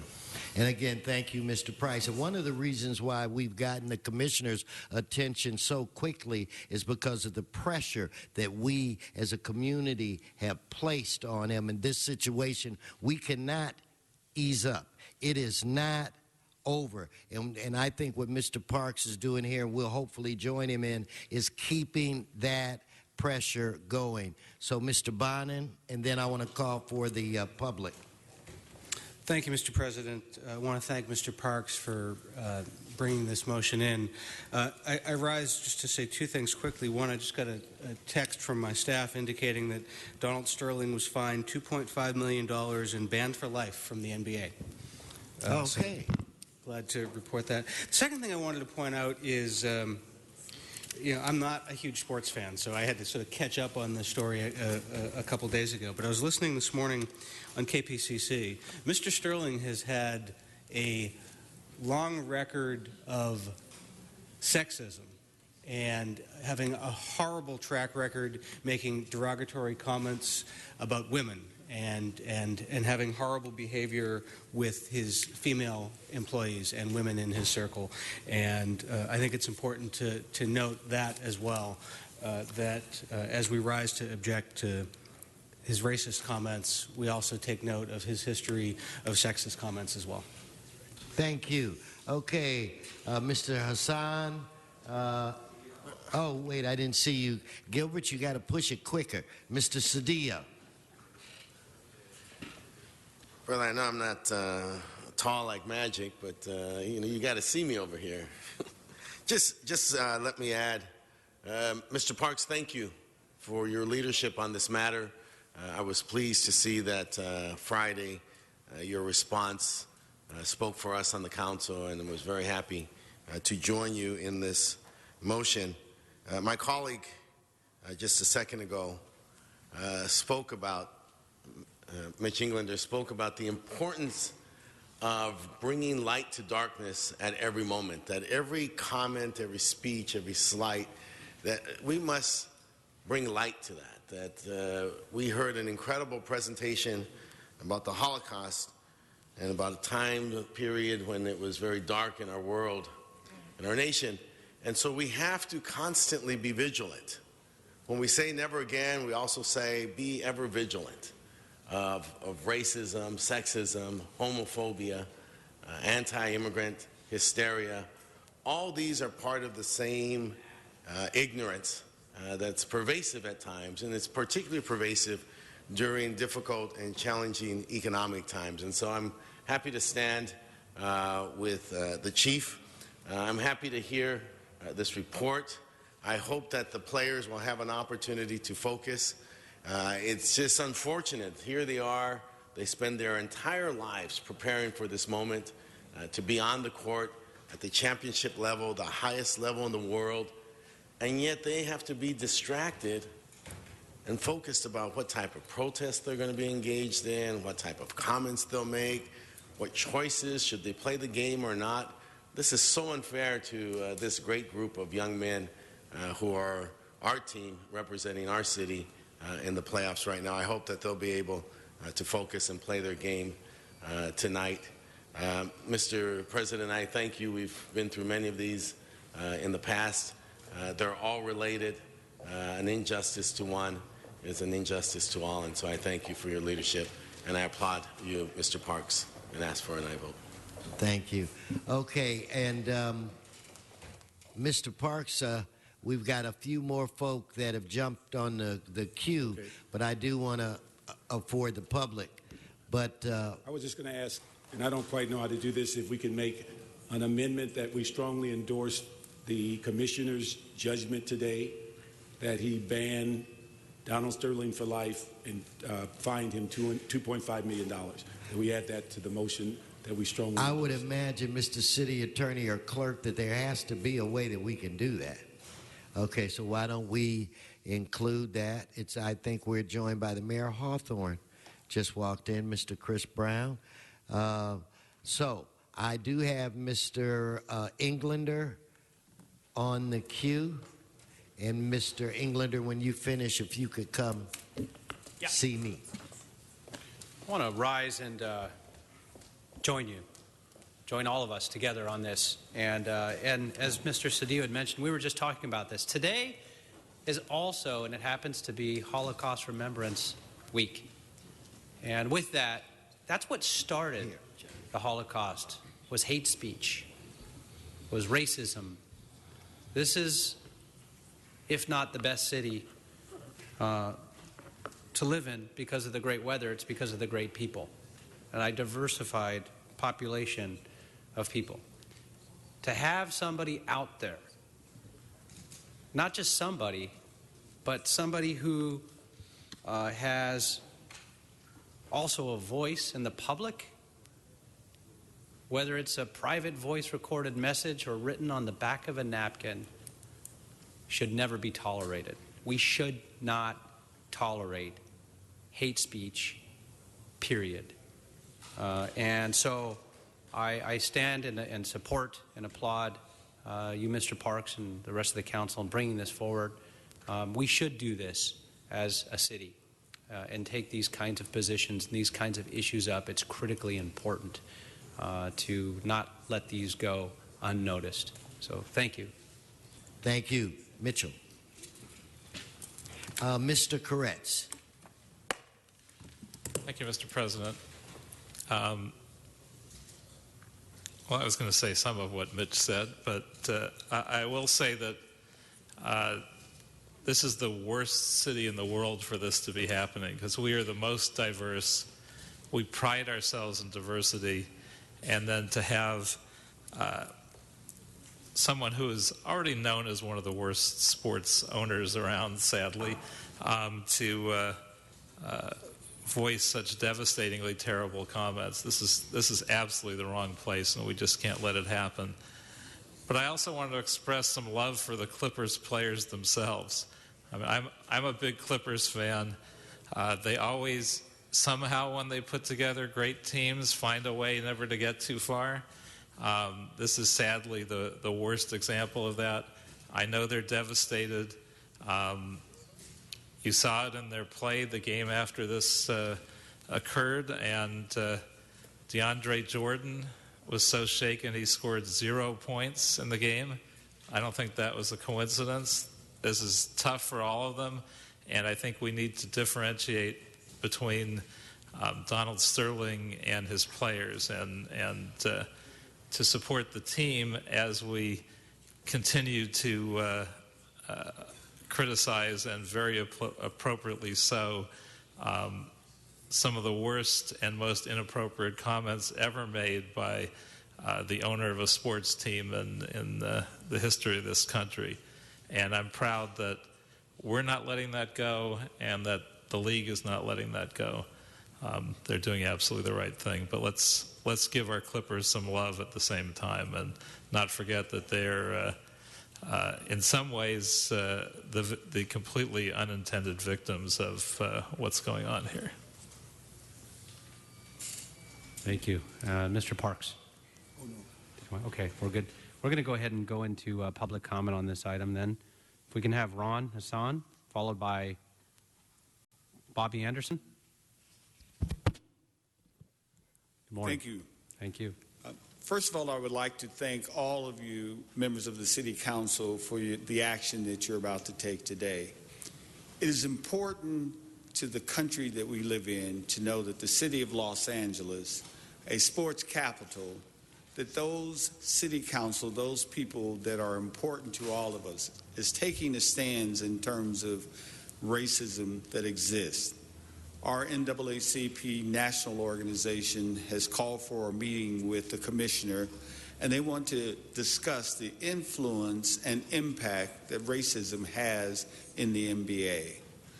We are a sports capital around the world. We influence many young people, and it's important for the athletes, for the future athletes, to know that the City of Los Angeles stands behind eliminating racism in sports and in sexism and other areas of the isms that exist in our society. So I would like to applaud you for that action that you're about to take. I would also like to state that the Los Angeles chapter of the NAACP will be rescinding its 2009 humanitarian award, which was given to Donald Sterling. Thank you very much for all of your actions.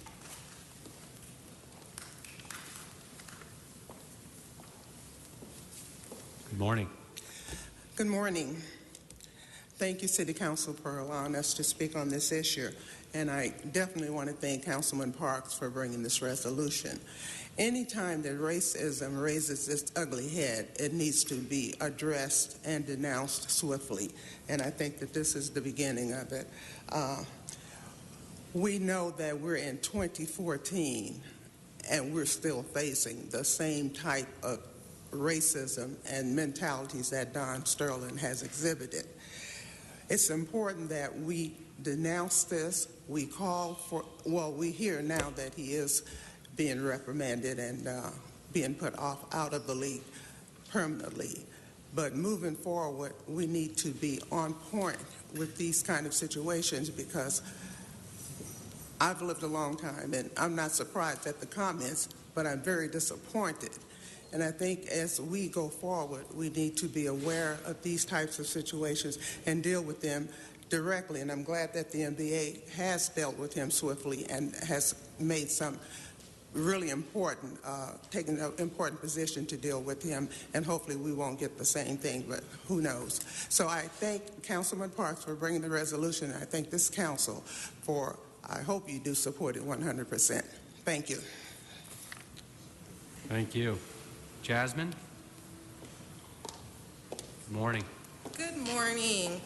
First of all, I want to say thank you, Councilmember Parks. I'm not even worried about the City Council passing this resolution.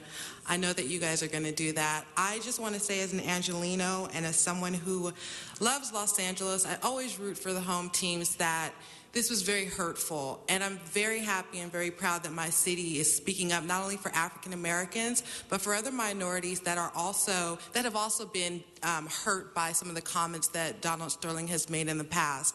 I think it's important that we remember on April 29th, which is today, that 22 years ago we were in the middle of a civil unrest, and we've come a long ways as a city in terms of race relations to be set back by statements like Sterling's. And I think that what we're doing here today, and what the mayor is going to do, and what the fans are going to do tonight in terms of collectively lifting our voices and letting the rest of the world know, as well as America, that we're not that kind of city. Sterling's viewpoints do not represent the bulk of Angelinos. This is a minority-driven city, and we are better for it. I look at the city council. It's completely diverse. It's as diverse as our city is. So again, I thank all of you guys for voting yes, because I know you are. I thank you, Councilmember Parks, for your leadership on this issue as always, and have a great day. Thank you. Mr. Herman.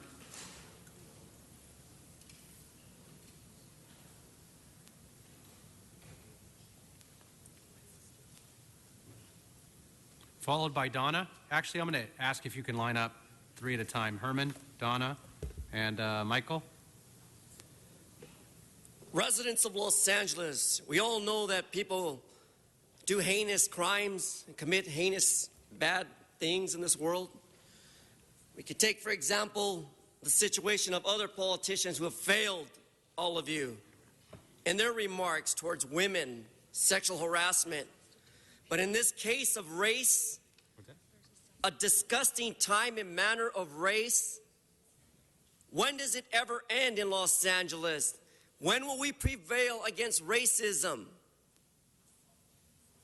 Racism is the most disgusting, intolerable, upsetting rudeness to the public. For those of you who represent LA, you are not doing a good job in favor of the public. For how many times have you taken gifts from Mr. Sterling and never returned them back? So those of you who are aware and been aware of the situation is this: damn if you do, damn if you don't.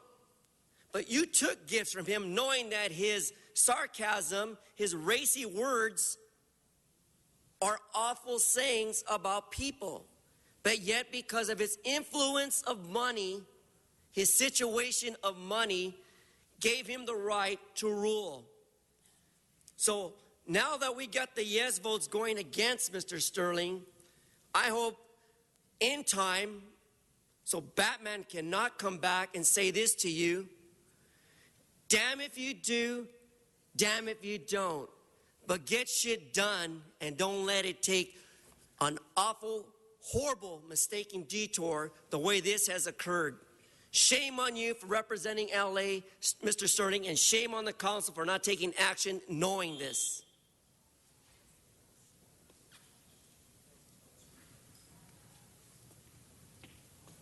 Am I next? Okay. Okay, this is Donna Perriman. I agree with Herman. If you took gifts from Sterling, you should have a chance to give that back. Otherwise, it seems as though you're a hypocrite for accepting gifts, and then when it seems like it's popular now to go against them, all of a sudden now you go against them. So anyway, I wanted to say I still love the Clippers, and these are people that have worked real hard on trying to get up there, and I don't think that they should be banned or taken away. They should be applauded for being up there. The players didn't do that. The owner did that. And what Miriam said, that if he can't be in public, you'll have to turn the ownership to somebody who can do it, who the grace of God will do a better job, and with all the different types of people that we have here. And someone really should, I wish there was a way to speak to Sterling so he can know exactly what why the people are upset so that he can finally learn what exactly where everyone else feels and where exactly he's going wrong. And just simply just hopping on him and just finding him and getting rid of him so that eventually he won't be like a Steinbrenner. George Steinbrenner was a lot like that. And so that he can find out exactly, maybe give him some education, because the first part of Holocaust is education. If somebody had come out and said exactly why this was wrong about the anti-Semitism, then perhaps more people might have learned that that was a wrong thing to do. Offshoot maybe, impossible maybe, but I think it's still possible. And yay, Clippers! Michael Hunt? No? Okay. Arnold Sachs? Followed by John Walsh.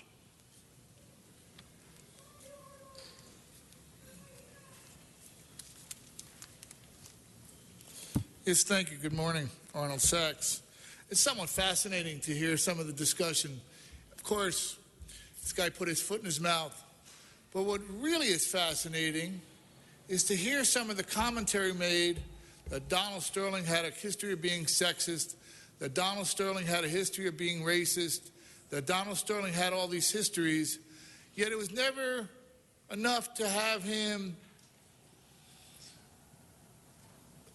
looked into by the NBA, looked into by the city council, looked into by any of the groups. As a matter of fact, according to today's newspaper, after he paid the fine for $2.7 million to settle a government claims that he refused to rent his apartments to Latinos and African Americans, the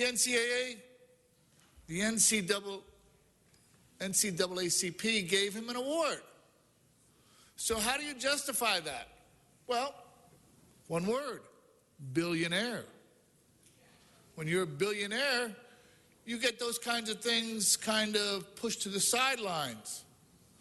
Now he put his foot in his mouth, and he finds out that a billionaire's foot tastes about the same as somebody who lives on the street. Doesn't taste that good when you put it in your mouth. But it's amazing for you, really, to be so justified in your being irate about his behavior, when I'm sure there's been numerous times that you've broken bread with him. Years ago there was a commentary by, who the heck is it? Mayor before Han. He wrote, they talked about, Reardon, thank you. They talked about two of the private clubs in Los Angeles, and he mentioned that one is for people who run the city and the other is for people who own the city.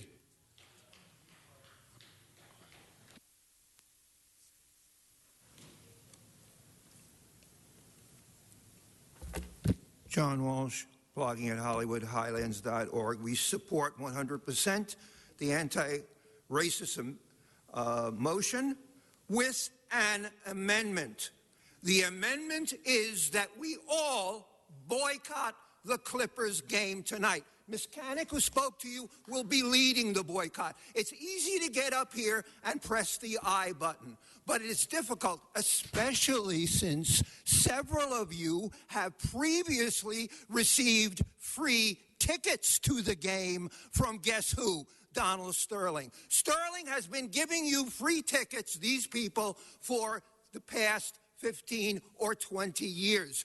Burn those tickets. Sterling on one side, NBA Commissioner Silver on the other side. This is a Sterling-Silver controversy, and I wonder if any of you had your girlfriends with hidden mics, what your girlfriends might say, and you have 2 sexual harassment suits against you right now. We're telling you right now, do not go to the game. Boycott the Clippers game. The mayor takes campaign contributions from Sterling. The city attorney takes campaign contributions. We're asking you to do what the NAACP did with honor. What did they do? and they just came up and said it. They returned every dime of contributions they received from this racist. And we're asking all 15 of you, we're asking the city attorney, we're asking every politician in this city that has received money from Donald Trump to take that money, that filthy, racist money, and shove it up Donald Trump's you-know-what racist. HollywoodHighlands.org.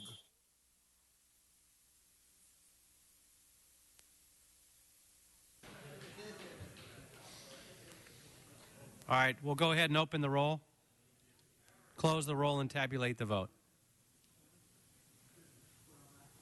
That item passes unanimously. Mr. Parks, forthwith? Yes, as amended, forthwith. That'll be the order. Thank you very much. Okay, the next item is item 13. And item 13, John Walsh.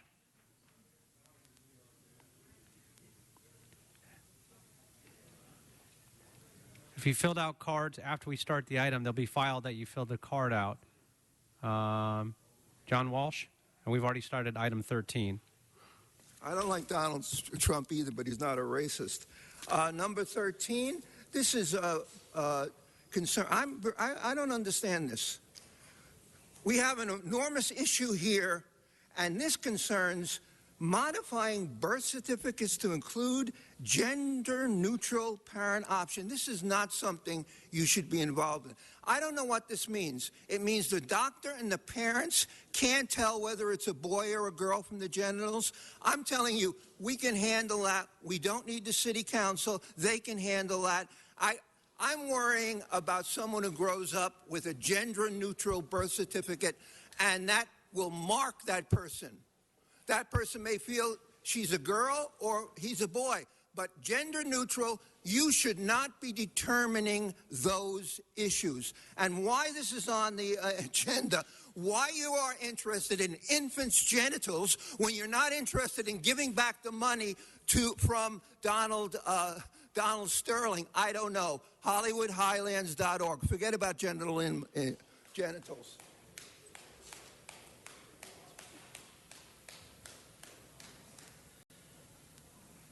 Sean? Pass. Herman? We line you guys up. Arnold? Wayne? And Donna? If you're going to all actually just get ready and stand behind the velvet rope. The whole point here is regarding modifying birth certificates to include the gender-neutral parent option. The point is this. Why get involved in something that is not of your professional area? Boys have penis, women have vaginas. Doctors know better. Stick to local government. Take care of real issues.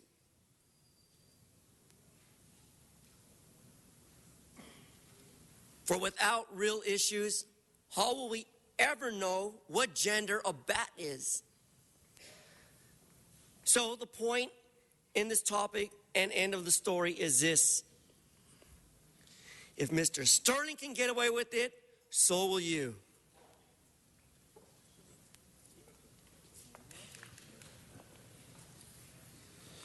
All right.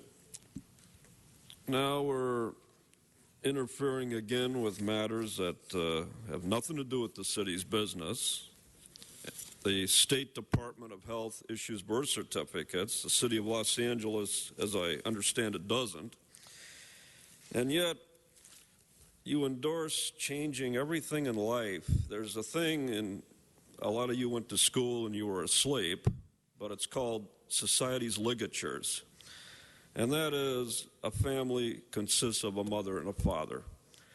And a lot of times, a lot of you don't like that because you want to have these new kind of families, or you have 3 mothers, 2 fathers, and they go and they get the same-sex couples, and then they adopt, and then that's why you want to call it parents, because who's the mother and who's the father, and you can't put father and then father.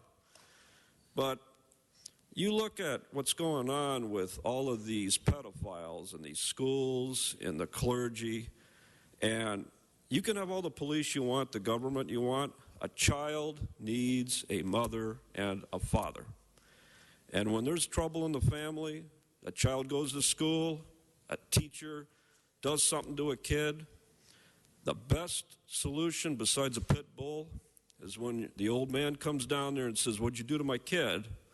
And they done something to the kid, you take care of business. You got to have a mother and a father for a child. The rest of this stuff they're promoting, two mothers, those kids are going to be raised and they're going to fail. All over the world, we have all of these groups want to bring in these immigrant workers. Why do they want to bring in those immigrant workers? Because they're raised in mother and father homes. They do better in school. They do better with education and jobs. So get out of the business of social engineering. Fix the sidewalks.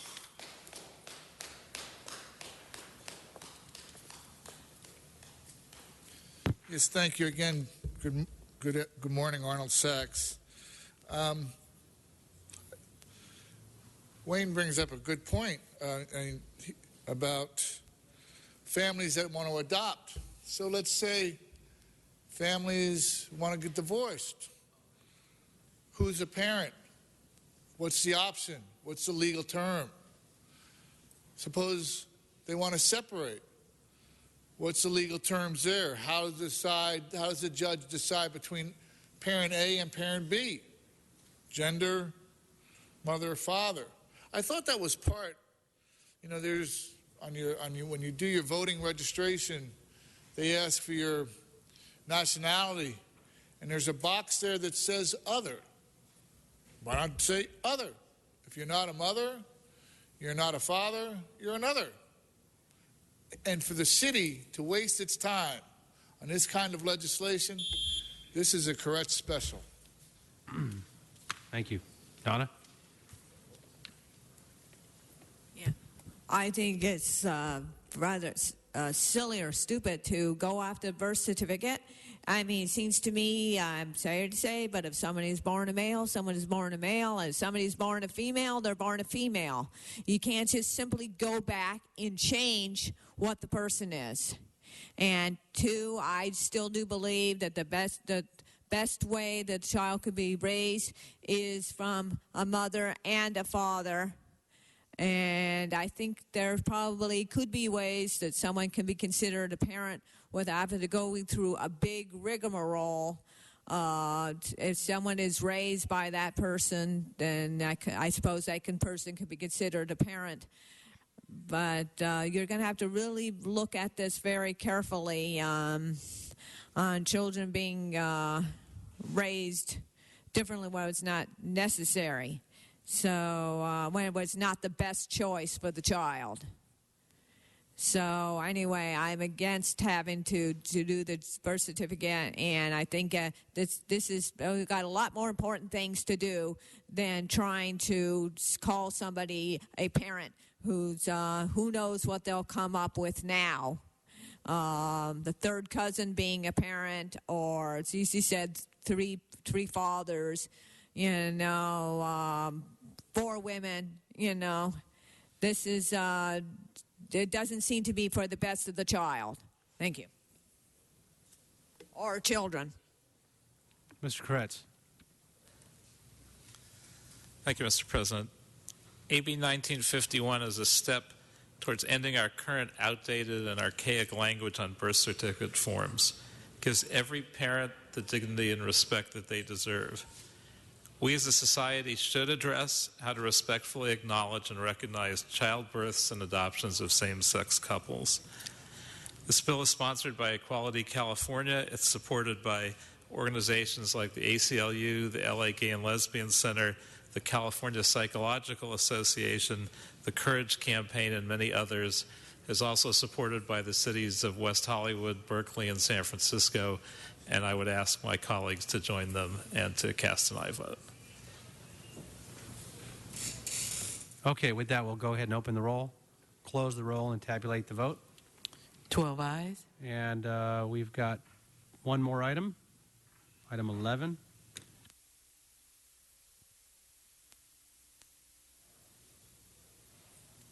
Sorry, Mr. Kretz.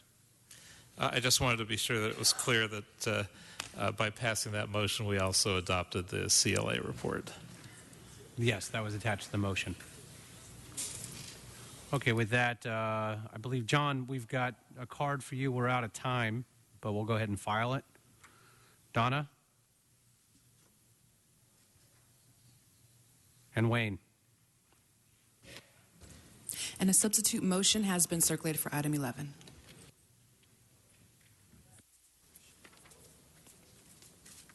This one, it says over here that you want to lease an annual $2 with Pacoima Beautiful operation of the Pacoima Neighborhood City Hall.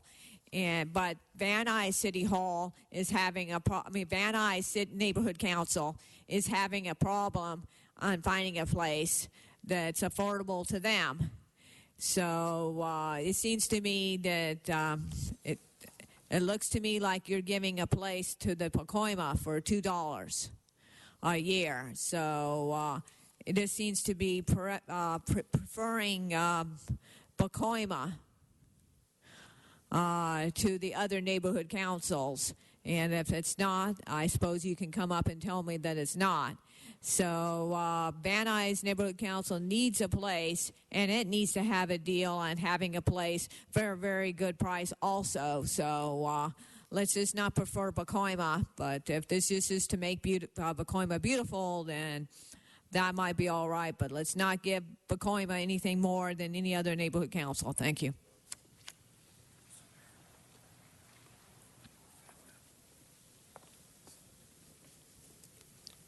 Isn't it nice that here I got $20, so that's $2 a year, so with the $20 you got 10 years worth of rent paid in advance. Isn't that a great use of city property?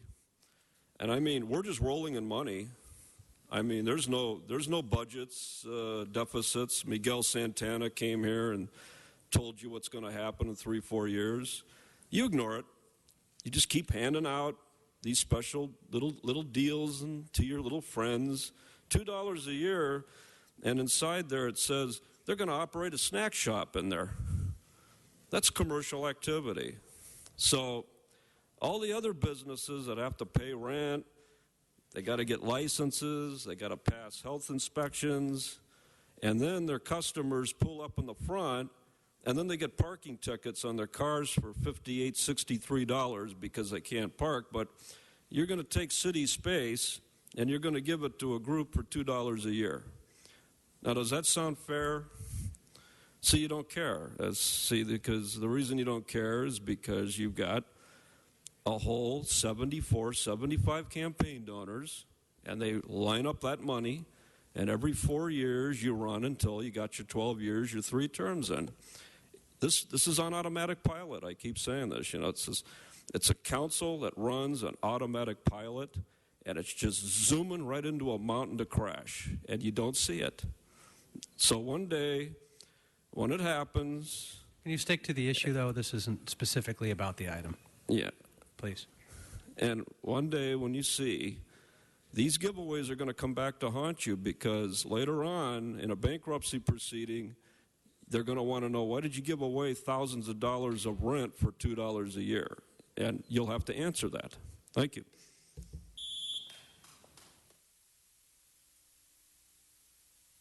Other speakers on the queue, we'll go ahead and open the roll, close the roll, and tabulate the vote. 11 ayes. That takes us to general public comment. And for general public comment, since we do have, and we're starting the budget today, and I know some of the members that want to start on that effort, as well as short of a quorum, that we don't want to lose a quorum. We'll go ahead and take 1 minute on the clock.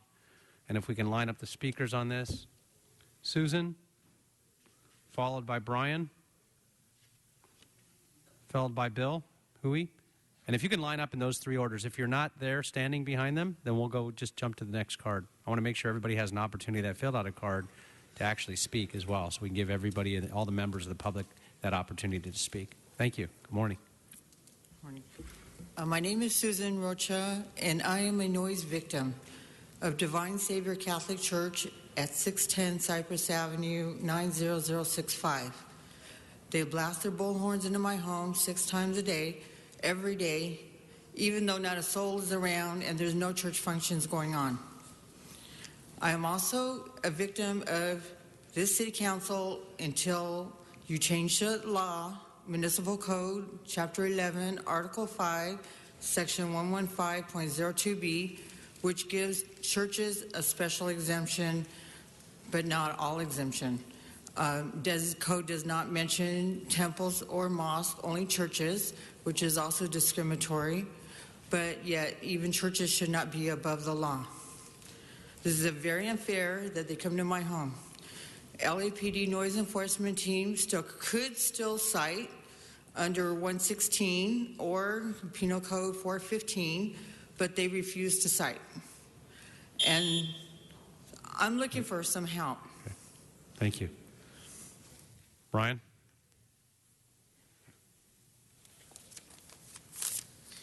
All right. So tonight, 6 p.m., anybody interested in shutting down this fracking process, particularly in Carson City Council, you can attend there 6 p.m. today.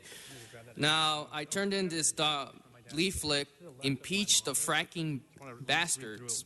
And if you go on LaRouchePAC.com, there's also a fact sheet called Fracking is Genocide. So all this talk about genocide, well, guess what? Here's your reality if you guys can take it.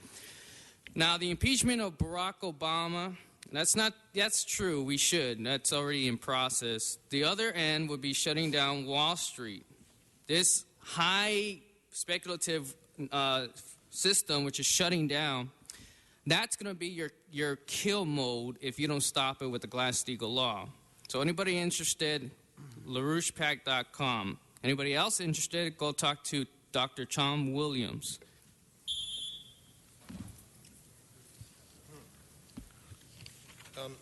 Can I have the Thank full you. 2 minutes? And Bill, we're going to have 1 minute for everyone. Bill, followed by John Walsh. Okay, let me Jose tell you. Martinez. All right, last week you had a group from New York City come and do a demonstration on the lawn saying that landlords in L.A. are doing massive evictions to kick out poor people so they can put in higher paying tenants. That's a lie. The L.A. City Council owes the L.A. landlords an apology because that's a racist statement. I have an organization, about half of my landlords are Jewish. They're furious. Even Shakespeare and plays talk about the evil landlord Jew. I'm telling you, this group comes from New York. The L.A. tenants probably have more legal protection in L.A. Somebody can be 6 months behind in the rent. You go to evict them, and they get a jury trial, and the landlord's got to pay for it, and the landlord gets put on the hook for 15 to 25 grand. Then you have these predatory law firms that say, look, I'll get them up at the end of the month. Just give me 10 grand. This is extortion. You know, you can't have outside groups who know nothing about the L.A. landscape. Give them a permit and put them on City Hall, the lawn, and tell them bash landlords. This is outrageous. It's a Donald Sterling thing. Thank you. Oh, you said you agree? John Walsh? Jose Okay, Jose. John Walsh, blogging at HollywoodHighlands.org. Let's not forget, thanks to you folks up here, we're losing thousands of jobs. Toyota is going to Plano, Texas. Meanwhile, you're the highest paid city council. Boycott tonight's Clippers game. Throw away your tickets. And 5,000 seats. Can you believe it? Toyota is out. A city and a council is responsible for Toyota leaving this town. And we're telling you right now that you have free tickets, burn them. We do not want you to be going to these games. And it's easy to say you're going to be going to attack Donald Trump. And incidentally, how many of you have sexually harassed people who worked for you? And Glenn Dake, MWD, the mayor's boyfriend, is getting an appointment at the Metropolitan Water District. Glenn Dake. That's what happens when you suck the mayor's cock.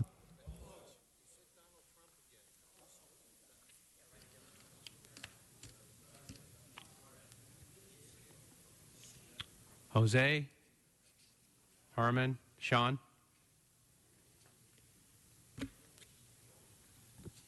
Yes, good afternoon. I want to thank you for last week celebrating my 50th birthday. I want to thank you again. For the next 50 years, things have got to get better in L.A. No more riots from 65 to 2000. No more riots, please. We had 2. That's enough. As far as that guy Sterling, he should be fired. He should be fired. Herman, followed by Donna, followed by Arnold. It was less than 2 weeks ago that I was here and I was told Donna, if you want to get or ready. discouraged to not wear a flag. But how American is that, Dion? When you said it was discouraging, but not disrespectful, and that's right. I'm an American, Mr. Koretz, as you walk away and sit in the back. But I just want to remind all you folks, with this $10 million that you're trying to use as a squash piggy bank, in this letter that I'm leaving for every councilman, it is saying to you, put back Hazard Park in Boyle Heights and give us access to the restrooms, to the sidewalks, to the playgrounds, Mr. Weezar. For 10 years, we're sick and tired of the K-rail sitting on Soto. So do something with that $10 million. Fix our sidewalks, fix our street, and give people the right to access ADA, says Batman, you wacky man. Thank you. See, 1 minute Donna? after you Yes, wasted so followed by much Arnold. time. Anyway, it's beautiful to hear about the strengths and about the people in the Holocaust. But you're wrong by not allowing people to speak by video conferencing.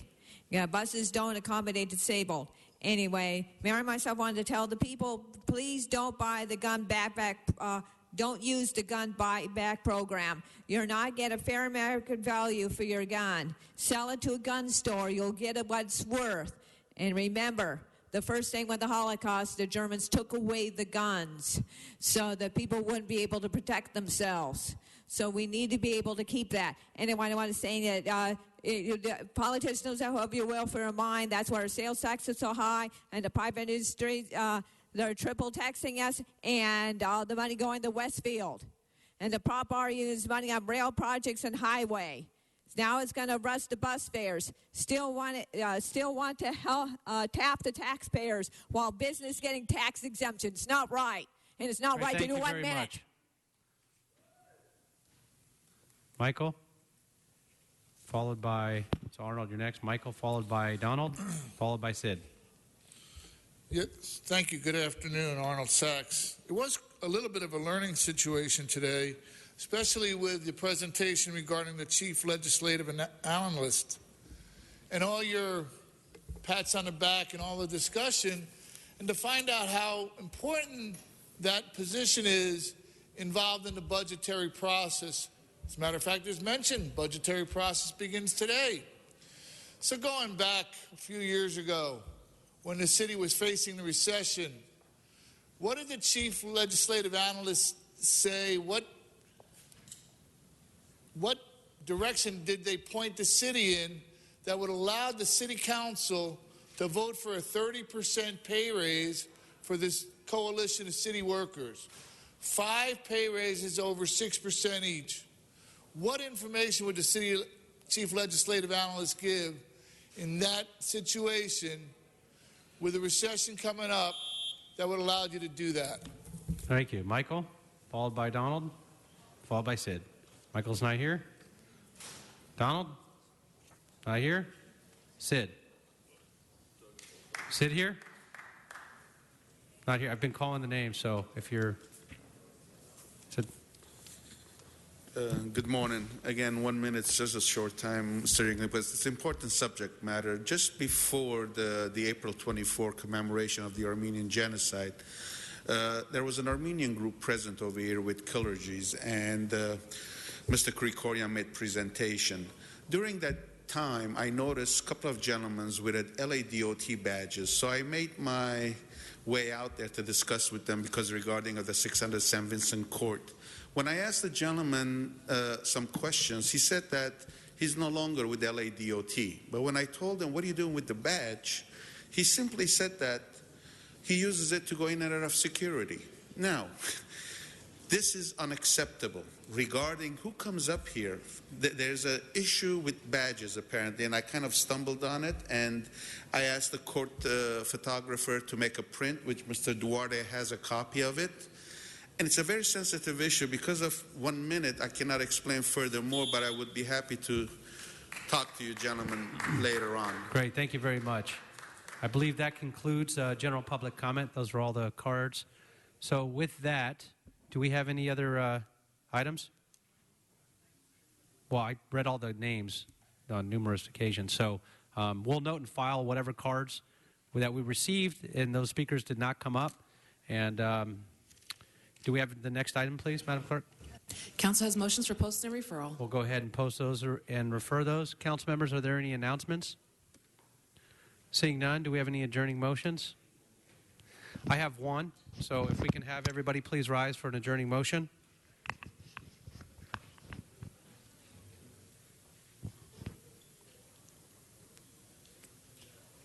Everybody please rise in council chambers.